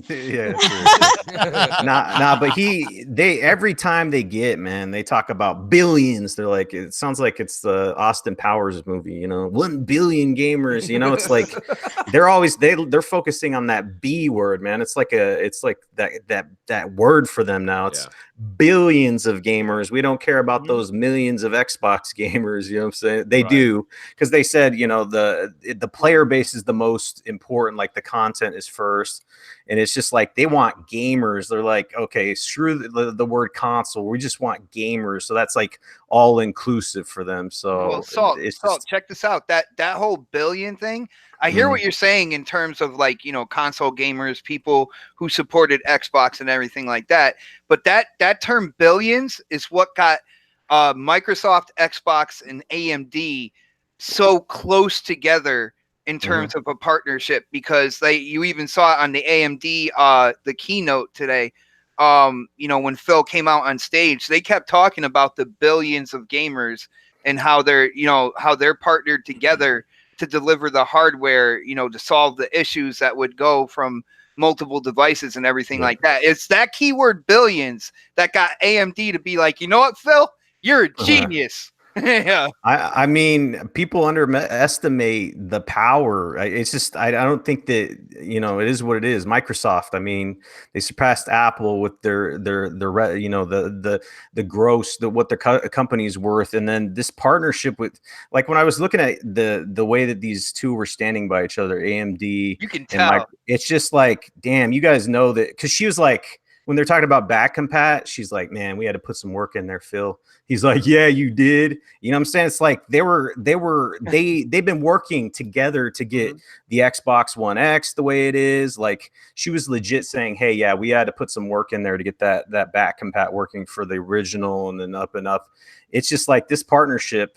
Microsoft has those connections and then they're intertwined and it's going forward. And they're like, yeah, the cloud, right? We're looking at that. Oh, billions. Yeah. And it's just that it's people underestimate that. So I didn't see Sony on the stage, you know, rubbing elbows and say, hey, you know, when we were developing that PlayStation 4 Pro and it sounded like a jet engine. Yeah. You know what I'm saying? Like, you remember that jet engine power? Remember that jet engine? Yeah. Yeah. Well, I mean, it's great, right? The jet engine, dude. It sounded like, well, I mean, Mooch's Xbox One X sounded like shit too at first, right? Ooga chaka, ooga. Well, it was nowhere near. It was nowhere near the PS4 loud. The fan would just so quiet, man. I don't have a Scorpio in the house. Got rid of them. I got my X's. I got the regular plain Jane black Xboxes, X's, and they look great. They feel great. They sound great. They're great. They're great. Well, here's the thing. Like, honestly, Mikey Barr was like, Mikey Barr told me, he was like, I showed him a video. He goes, might want to get a new one of those. It would be quiet. It would be so quiet. And then it would go, it would like sound like it's going to take off. And then it would shut right back down again. And I was like, what the hell is that? Remember, crap? I'm like, what is the deal? I go, is your sound like it's ramping up and then ramping down? What's the deal with Xbox One X Scorpio Edition?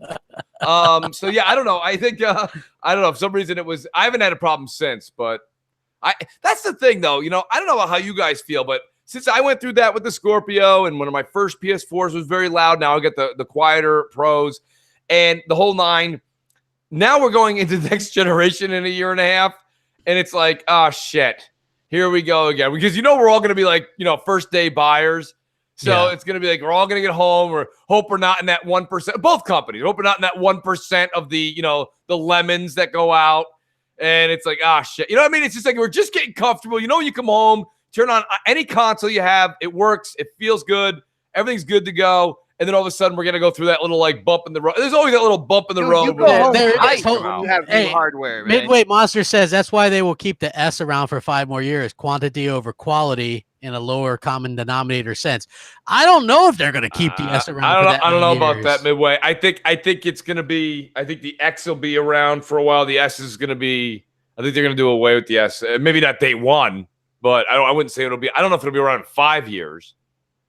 You know? Yeah, I don't think it, because they're already talking about you know, they're already talking about, you know, one of those successor. Yeah, when they start talking about successors to the X and the S, that says a lot to me. So I think they are going to be replacing it. I don't know. Obviously, look, they're not just going to kill it off. You know what I mean? But like they'll probably stop selling them and things like that eventually, right? I mean, I think they're going to have to. Right. You know, like to me, that makes a lot of sense for them to actually kind of do that. So Slightly Mad Studios shows off more Madbox designs, guys.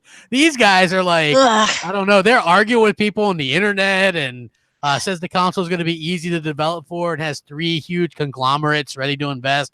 Mooch, what do you think about this, man? Are these guys just blowing smoke up everybody's ass or what? Well, I think it's more of what we talked about last week, and I've been thinking about it more and more. I think what they're doing is they're coming out and they're doing I wouldn't call it a publicity stunt. It's not a publicity stunt. But what they're doing is they're having podcasts talk about it, the media is talking about it, big YouTubers are talking about it. And what this does is it's got enough of a rumor mill and enough of a spin on it to start to sound like it's relieving the rumor mill and becoming more of a reality, when in reality, I think they're out there looking for investors. And I think we were talking about this last week. I think they're out there saying, we're going to do this. We're in talks with AMD. I mean, Mooch and Crap can get a hold of AMD. Be like, hey, AMD, listen, if I show up tomorrow with, you know, $1.5 billion, you know, will you do business with us? And the guys will be like, yeah. You know, I mean, so they're like, well, we're talking to them. Of course you're talking to them. But the thing is, I think what they're doing right now is by generating this little bit of hype, it gets people to pick up the phone. It makes it so when they pick up the phone to call somebody, they're like, hey, remember us? We're Slightly Mad. We've been on this show and this show. We're doing a new console. Any chance you want to get involved with it? We're going to do this. We're going to do that. We're going to try and compete with Xbox and Sony. We can do that by means of blank, blank, and blank. We have this. We have this. We have this. And that's what they're doing. They're generating a buzz. So as we said last week, I personally don't think this may ever come to fruition. I don't think this will ever really come about. But I think it has a chance. It's almost like they're doing their own Kickstarter. But instead of doing Kickstarter, they're actually doing it the old-fashioned way. I applaud them. They're actually going out there, doing their homework, trying to get investors, trying to get people on board with their dream to make this box a reality. And I say bravo to them for doing it the old-fashioned way. And not just being like, hey, let's put our design on the internet and be like, go fund me. You know, if you want it to happen, you pay me. I'm not paying you. You make the product, and then if I like it, I'll buy it. That's how it used to be. According to Ian Bell, he says developers won't have any trouble developing for the Mad Box, as it will be very easy to develop for. Additionally, the team's cross-platform free technology will also make it easy to develop for other consoles and PC. He has been asked about security, and it seems like Slightly Mad is being serious about the matter, as the Mad Box will have the same level of protection that big names have right now. Lastly, it seems like the upcoming console has already attracted the attention of serious investors. According to Ian Bell, there are 3 large conglomerates who are ready to fund the whole project. Nothing has been decided so far, however, as talks are still ongoing. I don't know if you guys watch Shark Tank, but one of the main things everybody always says when they go on there is they're like, well, we have big investors. We have huge investors behind us. And one of the things that like Mr. Wonderful, one of the guys on the show always says is, well, who's your investors? And then they're like, well, we can't really talk about our sources. And they're like, well, you don't have investors. You're saying that. Well, we made a phone call. People are interested. They said, yeah. He's like, that's the same thing we're saying. We're interested. We want to hear your pitch. What's the product? So what I hear from that is the same thing you hear from Shark Tank. You know, they've got a concept. They have an idea. The fact that it'll be easy to develop for. So's the Xbox, Sony, and Nintendo. Like, that doesn't mean anything. So that first line you can completely wipe right out. Who cares? It'll be all the x86 architecture is easy to develop for. That's why they switched to that. And saying, you know, we have a lot of people. We can't disclose our sources. And then if you read that last sentence again, crap, where they're like, nothing's actually happened yet. Well, that's what I'm saying. They've made phone calls. They probably have people that are, in air quotes, interested, but want to see more. And in order to see more, they need to generate more money to put a concept or a prototype out to be able to start to show investors and then to show people and then to have test groups and yada, yada, yada. So my point being is that, like, this is really, really in the Shark Tank. They're showing up with, they have a prototype, they probably have a design, and they're going place to place looking for the Mr. Wonderfuls and the Mark Cubans of the world to put 20 million Mooch, each person behind them, you know? Mooch, check this out. Whatever they're doing right now, whatever people think about the Mad Box, let's just be honest. Whatever they're doing, it's working. Because if you notice how many people, how many shows out there on YouTube, how many videos. Don't think any of that matters. What it reaches a huge demographic of people who are talking about it. It's a very slow news time, Xbot. But they're all talking about it. And if you look on Twitter, people are talking about it on Twitter. At least it has people talking about it throughout the social media, throughout YouTube and stuff like that. Now, you have the CEO of the company talking about like $10,000 and free games for life if you come up with the slogan out there on Twitter. You know, whatever they're beating the concrete right now. They are really I like out there everywhere, man. You got to understand something. I'm trying to also pay them a compliment at the same time. I'm saying that I like what they're doing. I really, really do. Yeah, they're doing it the old-fashioned way. What I'm saying to you though is that, you know, I'm also not going to agree with, you know, people are talking about them, so they're doing everything right. Well, they're trying their best, but unfortunately, here's the thing: instead of it being Slightly Mad Studios, let me actually make this thing sound a little bit more appealing to you guys. After 2 games come out, in Grand Theft Auto 5 and Red Dead Redemption 2, and Rockstar Games is literally printing money, and their publisher, whoever, if that company, so Rockstar comes out and says, we're going to make a console, and you can only play GTA 6 and Red Dead and Bully and these other games on our console. Well, now we're talking. But the problem is that the people that are saying they're going to give you games for life, and this and that, nobody wants to play their games. Yeah. Well, we don't. It's 3 years down the line. I'm just saying, like, but in 3 years, you're already giving Microsoft and Sony. You think Microsoft and Sony are only planning for Anaconda? Those two companies are already talking about the successors to those. So when this guy's talking about 3 years from now, we'll compete with Anaconda. Well, great. Microsoft's already light years ahead of that company. So what I'm saying to you is that, like, this is just, they're just too small. They don't have enough panache to actually get people to invest in them. That's why I don't think it's going to come to fruition. Yeah, it reminds me of pyramid schemes, to be honest. You know what I'm saying? They sound good on the outside. Wow. I mean, once you get into it. But honestly, it's just desperation at this point. Hey, if you come up with our slogan, we'll give you games for life and you can eat at a restaurant for free. It's just like, come on, guys. I mean, would reputable companies like Microsoft or Sony do this shit? I mean, they got people in their, their firms to do this for them. It screams desperation. It screams like, hey, we don't really know what we're doing. We're going off the fly here. It's new kid on the block that's not a mega corporation. And I mean, you know a little something about New Kid on the Block, don't you? Oh yeah. I have the posters up right here, right next to my Halo, right next to my Halo posters. I got the new kids. It's how it goes, man. Oh hell yeah, dude! I just want to see what happens. I'm not going to be quick to be like, yo, this is going to fail. I'm not saying it's going to succeed or it's going to fail. But I'm like, man, 3 years out, I'm gonna keep my eye on them and see what's going on within these next 3 years. That's all I want to do. You might want to buy a telescope so you can still find them. Oh my God. I said the same thing about the Atari console. That was late laugh. Is that Atari console still coming, Fox? I think so. I don't think it is. I think they're holding back on it. And I thought I heard good things recently. I thought there was a positive article that came out recently. Okay, well, I haven't seen that. No, you might be right, Foxy. What happened with Atari? I was like, oh, maybe they're going to do a comeback. Psych. And then they kind of like, oh, wait, maybe. We'll see. Hold on. If we do release it, though, it's just going to be the old shit, whatever. And I'm like, oh, okay, well, we already have that with the Atari realize flashbacks. Nobody wants to play Pong anymore.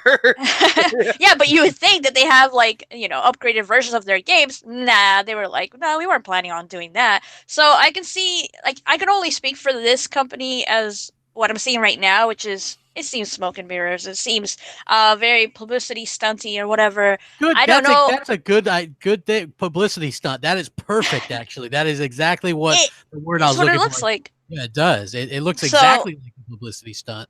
We'll see what they come up with later on, but right now, there's nothing about it that interests me. I don't like the way the supposed console looks. I don't see any developers or name that they're throwing out there to be flashy or anything like that.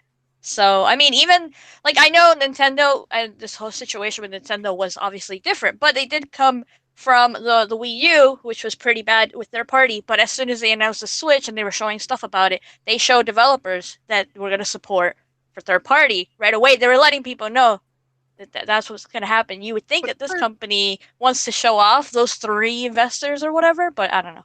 But let's be honest here. Third party, I mean, it's a good kind of like cherry on top of the Nintendo sundae. Yeah, I know. That's why I said it's a little bit different with Nintendo. Yeah, at the end of the day, first party is what drives their hardware. Like, of course. Right. Even when the Wii U was only sold like 10 million, they're guaranteed to sell like 10 million Smash Brothers. You know what I'm saying? Yeah. Yeah. I mean, Foxy made a good point too. Getting back to my what is it there? Now I'm not going to remember Shark Tank reference, but what Foxy said is true. So when the Sharks actually do ask the folks coming in trying to sell, do you have any big investors? And they say yes. The ones that actually do have like Target or Walmart, they're very quick to go, we just signed for 500 pallets with Walmart, and they're like, oh, all right. And you see the Sharks kind of perk up, like, what's the order for? How many units? How many years? Blah blah blah. And that's so what Foxy says, right? So when you hear them say, well, we're talking to investors, but we can't really talk about them right now, that means they don't have anything on paper. They've definitely picked up the phone. They definitely talked to people. And they left voicemail. I'll give them a step further that they've negotiated something where they said, they probably said, come back to us when you show us blank. But they don't have anything in writing or concrete or a deal made. Or if they do, it's not a substantial one that they can. Because let's just make something up. Let's say we cut a deal with Amazon. We cut a deal with blank, big company. All of a sudden now, wow, wait a minute. You got one of the $1 billion, the Fortune 500, the top 5 dogs involved with you. Oh, well, now let's talk about it. They don't have that. So That's why they're doing all this grassroots and like, you know, they're doing like these. The person who comes up with a slogan gets all the mad consoles they want. All the Mad People boss. love free. Yeah. We're That's how not they grab crazy. you. Yeah. We're not crazy. We're not crazy. We're just having fun. Yeah, man. All right. You know, so it's like, whatever. It is what it is. Good for them doing it the old fashioned way.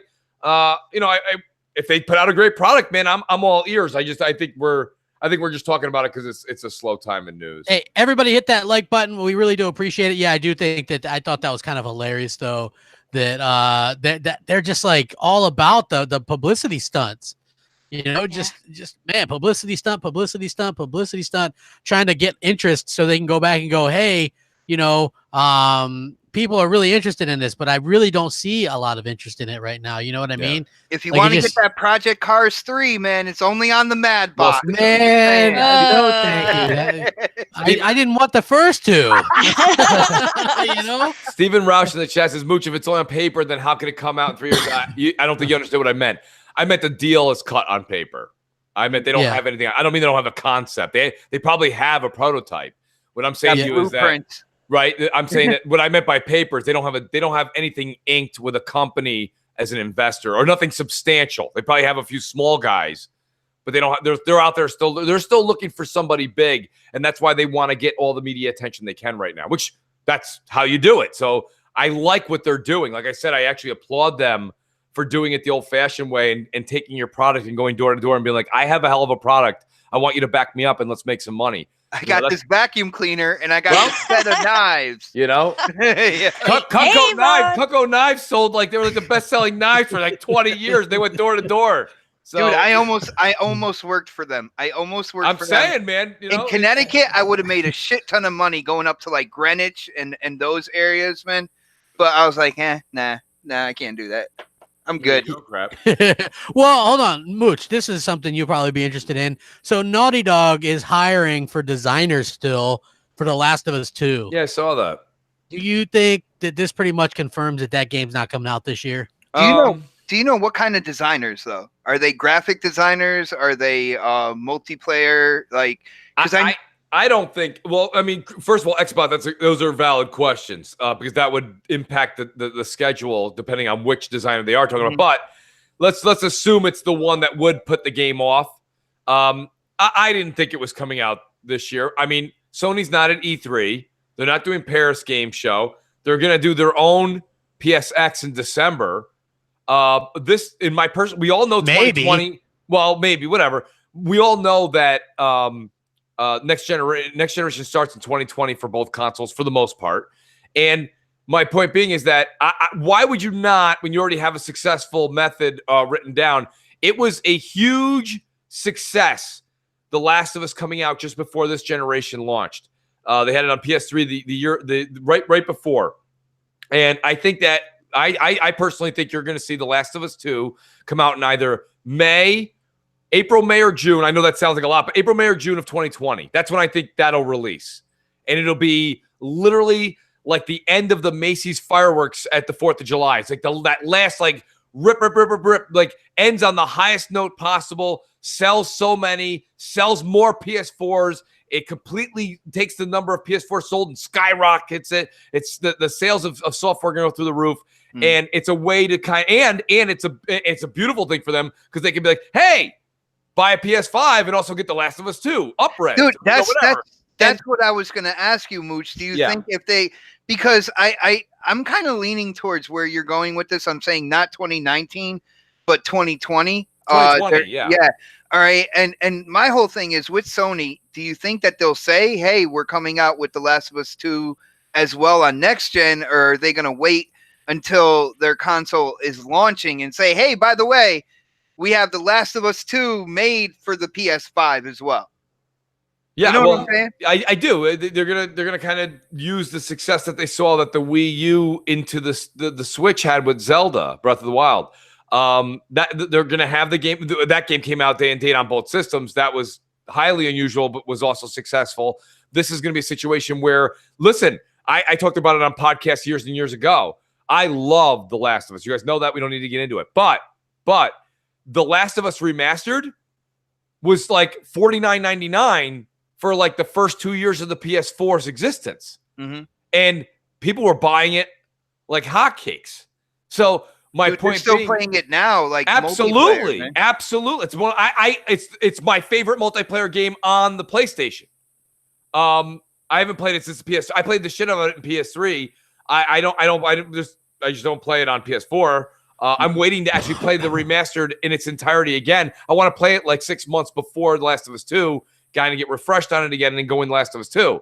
But that being said, that's my thought crap. So when you say, are they still looking for somebody? Yeah, I mean, I'll go ahead and play devil's advocate. I'll say to you, I think that they are still looking for some work and to just kind of polish everything up. And they're going to come out in a year and a half from now because they don't have to come out in 2019. And if I was Neil Druckmann, I'd be like, no, I want my game. Everyone knows we're kind of the new pillar here. Everyone looks to us for Uncharted and everyone looks to us for The Last of Us. We are going to end this console generation with my game on a high note, and it's going to kick ass and take names. And they know that. And so that I think that they are looking for people, and I think it's not going to affect 2019 at all because the game's coming out in 2020. Yeah, I agree with you. I think 2020 makes the most sense. 2019 is going to be a bad year for PS4 exclusives. I mean, you're going to hear people try to damage control, what Sony has coming out this year. They had a great year last year. I'm the first one to say that and admit that I enjoyed the 3 big games that they came out. Obviously, I like Detroit and God of War best. But, this year, Dreams and Days Gone, if that does indeed come out, just don't stack up. And I know some people will throw out a bunch of little games. The same people that said Below and Ashen and, those games don't matter for Xbox are pimping out games like that for PlayStation this year. So it's funny how the goalposts move to support whatever you want to do or whatever Sony's doing at the time. Bottom line is they don't got a big Last of Us, Uncharted, God of War this year. They don't have it. So that is a little bit unfortunate, but I knew it was a 2020 game. Yeah. And I knew, Sony has done that this whole generation. They've showed people, they did that sleight of hand stuff where they show people these games and then they don't come out for 3-4 years. And, you can sit there and hate on Microsoft for doing that with Crackdown. But at the end of the day, for the most part, what they do now is the exact opposite of that, maybe to a fault. But, Sony is out there going, hey, look at this game. And I think this is just not going to be a great year for them. You just look at what they have. Yeah, I think the same people that were saying that the PS5 was going to be 50 teraflops and 1,000 frames per second and coming out in 2019, and they're not even having the E3. Yeah, it's still coming out in 2019, and it's just like God, it's like pie in the sky shit. You know what I'm saying? Ghost of Tsushima, it's coming out 2019. Sure it is. Sure it is, right? Sure we saw it without a UI or anything at E3 for 10 minutes, but I'm sure it's going to come out this year, right? I mean, I know. Of course not. It's not coming out this year, but I mean, like, it kind of is what it is. So there's a lot of things that are going on. What do you guys think about Nintendo possibly going third party or saying that they could shift away from consoles in the future? How did you guys take this? Because I didn't maybe necessarily take it as they're going to stop consoles anytime soon. I took it as, hey, they're looking to maybe add more mobile and stuff like that to what they're doing. They're not leaving the console. Well, I just want to clear something up because I did a video on this and within this whole thing, it was amazing how articles started coming out and it's like, oh, is Nintendo leaving consoles? Now, first off, I think his name is Fukuhara, the CEO of Nintendo. He basically said in the long term, and he started to talk about how at Nintendo's core, they've always been known as a flexible company that will move into different things. When they started, they were a card game, and then they got into the console market, video games and stuff like that. But he said at their core, they're ready to shift wherever they feel like they have to go. They're working with Universal right now to make amusement parks. One in Orlando, I believe one in California, and one in Japan. All right. So that's a huge project right there that could rake in a lot of money. Not only that, they know about the mobile game space and how much constant revenue that kicks back to your corporation, to your company, if you come out with even mildly successful mobile games. So they're getting into that space as well. And movies. So they said that they're branching out, and maybe at some point in time down the road, long term, they might, stop making consoles. But it was funny how people were like, "Oh, is Nintendo done? Is tomorrow the day?" Like they were really going nuts on this. Like Nintendo is just gonna say no to consoles within like the next week or so. So, Bot, you admit that it is a console then, because you said console like 5 times. So the Switch is the console officially. They made the Super Nintendo Classic. How? I mean, that is definitely a console. Okay? Nah, but when it comes to this new president, I love him, dude. He's progressive. I think Nintendo in general is moving in the progressive route. It's really slow, but for them, they start doing some new stuff like crossplay. The program on YouTube, they canceled that, making it easier for creators to do stuff. And like you were saying, they're making push towards outside things that they didn't do before. Mario cereal, and I think they're doing a movie as well. Like they want to make that money, so they see the other avenues that they didn't necessarily find feasible or something that they wanted to do in the past, and now they're opening those avenues. But it makes no sense for Nintendo to get out of the hardware business in any near future. In any, they're making money hand over fist. I mean, look at the sales. They already surpassed PlayStation in Japan. So like, why would you just give that up? Not only are they like doing incredible sales with the Switch, but people aren't talking about it. But that 3DS, 2DS is still selling like crazy. Oh my god, yeah. You know what I mean? And they're still coming out with games for it. Yeah, they're still coming out with games for it. So I think that's great. Like they probably didn't expect that, to be honest with you, right? But I don't know what that's at, like 70, 80 million units sold itself. So, people are still buying it, and now it's like obviously a legacy console, but it's still amazing to think that it's been able to accomplish everything that it's done so far this generation. And when you look at what when you look at how the Vita is dead, right, and it died years ago, right, and that the 2DS 3DS is still thriving, that just goes to show you that Nintendo has that kind of thing on the lockdown. That's incredible. I don't think it's like when you hear stuff like this, I agree, it's not like next year or 10 years from now they're not making consoles. I still think they're making consoles 10 years from now. I think they're gonna, they made a bunch of money from some mobile games this past year, and so they're gonna obviously kind of branch out and do that a little bit more as well. And the funny thing is, you're not gonna see anybody freak out about that when Sony does the same thing, right? And they're gonna start coming out with some different mobile games and things like that. Nobody's gonna freak out about it, because they only freak out about stuff when Microsoft does it. It's like it's the clear double standard. It's kind of ridiculous, Yeah, when's God of War mobile coming out? I don't know. I don't know. I'm not sure. So it's going to be funny to see how that all works out. Mooch, what do you think, man? Nintendo? I know you're a Nintendo guy too. Yeah, no, I think you guys kind of all hit it on that. I don't think Nintendo's leaving the console space. I think what Salt said was right. The new president, he's going in even though it is a slow progression, he's doing it in the most drastic fashion we've seen Nintendo do anything different now. What Nintendo can do to advance themselves a little bit better is, they definitely need to get some sort of party chat thing set up, because I mean they're getting more and more third-party support. So there's games that people want to play online. They have a Nintendo Online. They're charging for it now. I have it. I didn't buy it day one, but I bought it, and I think even the retro games. I'll tell you this much, Xbot, the retro games I get, those 30 games. They're even better than the SNES Classic. I'm enjoying the games and they keep that. That's like a nonstop changing arcade right there. They keep putting certain games come out, games go in. It better be better, because like the SNES Classic was like what, $85, and you spent like what, $300. Yeah. Well, I'm getting more usage out of it than just that. But yeah, I mean, it is what it is. I think Nintendo is never. They're not for the foreseeable future. They're not leaving the console business. Crap. Yeah, they're definitely not. So it's like, yeah, go ahead.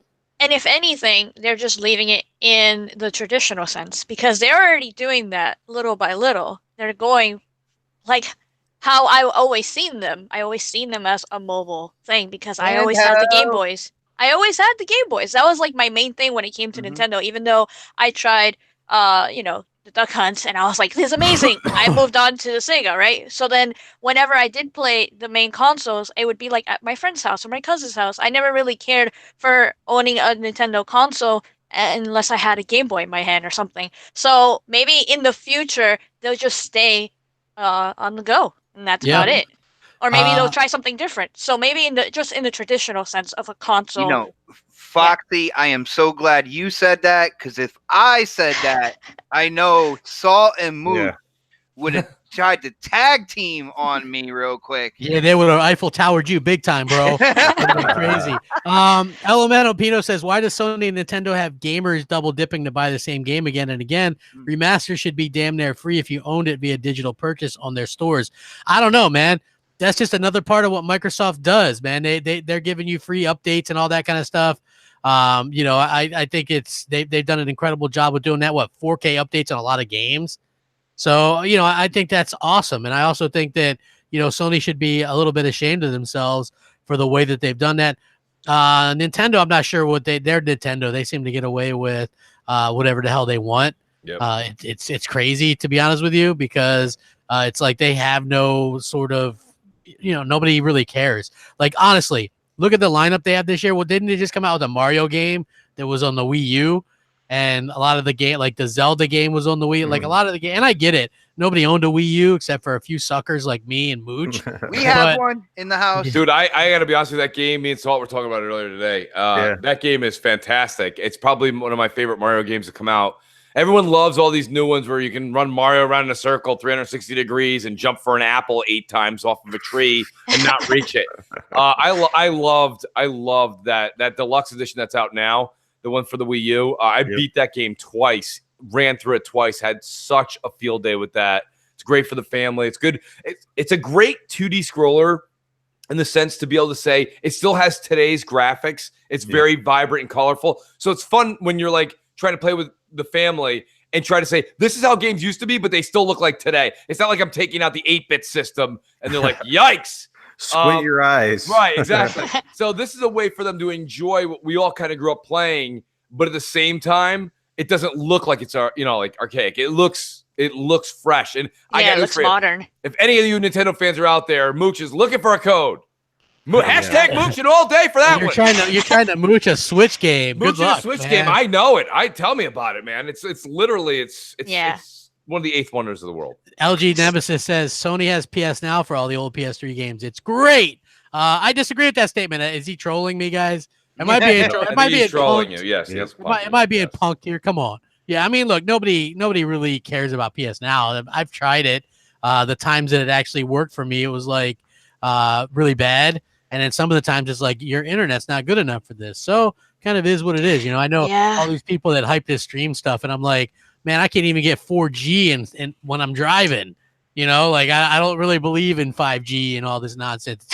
It's all crazy nonsense. I tells you, crazy. So yeah, I mean, I don't believe all that malarkey. That malarkey, it's crazy. It's crazy, I tells you. Mooch did it. Mooch sent me the damn GIF. You bet. It's already been a couple of hours, so I guess we go ahead and do some outros. Mooch, what do you got going on, bro? Well, we got a great weekend ahead for everybody. We've got, of course, Crossfire, 7 p.m. Eastern time, and we are going to have. Got a very famous person in the community that everybody knows. He's a community manager for a big studio. He's going to be on our show this Friday. I'm there every Friday. What are you talking about? Oh, hey. Well, congratulations on your promotion, Xbox. Great. 448. 448. So we have a community manager of gaming studio coming on. Awesome dude. Got another great guy that's going to be a special guest. And crap, to be honest with you, we've also got M&C Show, which is just it's getting better and better. We're getting back to where we were. If you guys so much fun. We got this new kick-ass song. It's like we're almost cool with that song. I feel like, I don't know, cool for the first time. I love it, man. Shout out to Livewire. Shout out to everybody who's made it. Good dang. Sean LeBray has made the show come back to where it is. Hold on. Shout out to Jordan in the chat. Yeah. There you go, crap. There you go. Oh, PMS Jordan. Wow, man. Out of nowhere. Thank you. Wow, man. I'm blown away by that. I'm humbled. Namaste. Thank you very much. Hey, she likes VR a lot too, so that's cool, man. I'm gonna get me a VR game with that. Rack that up. Salty, what do you got going on, man? I know you got your podcast tomorrow, right? Yeah, we're going to podcast tomorrow. What is it? 9 p.m. Eastern, the Saltiest Gaming Podcast. Catch us then, my channel. That's about it. Oh, short and sweet, like it. That's right. Foxy, how's it going? What do you got going on?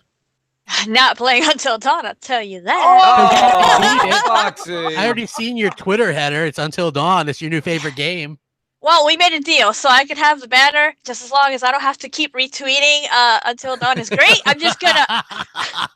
That's I'll just retweet the first post if I want, but we'll see tomorrow. But anyway, besides that, check out my channel if you haven't seen my videos recently, and I'm working on some new ones.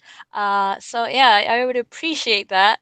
And it was fun being on here with you guys talking. There's a couple of times I wanted to say certain things, but you guys got it on lockdown. I gotta get in there next time and jump in, because you guys said it before I got to. So yeah, hell yeah. And we got XBot VapeBot 49234. What's going on, man? What do you got going on this week, bro? Dude, well, along with Friday Crossfire, you guys know that I'm there every week. Saturday, the next podcast, we are going into episode 2 of season 2. And guys, Nice. we redid all the graphics. I gotta say, I'm not trying to toot my own horn here or anything, but this is probably the most visually stunning gaming podcast out there right now. You guys got to come in and check it out. You can vote for who had the best gameplay during the show as well, as long as you're following me on Twitter, which is at xbot448. So you guys vote for me. You know the drill. Oh, hell yeah. We voted for the Don. Is that who he won last week, didn't he? No, I won, actually. Oh, you won. yeah, Damn it. I won, that brother. Tomb Raider. I did vote for XBot. Did It you? was Yeah. Shadow of the Man. Tomb Raider, man. That was a huge hit. XBot had a very Hell yeah. compelling case. I had to vote for him. I had to. It was very compelling. And the And award goes surprised to. Xbot didn't keep going with that list of podcasts he's in. Yeah, he's in a ton of podcasts, man. XBot. It's Yeah, great. I love Hump Day being here on Xbox Nation. I'm also Coffee Casuals and Consoles on Sunday. And I guess every once in a while, BGST, if it's on Monday. Yeah. And with that, we'll catch you guys later. Hit the like button, share it out, subscribe if you haven't already. Subscribe to all these wonderful people here. They all do great content. And we'll catch you guys next week. Rack them up later. Have a great night. See you. Bye.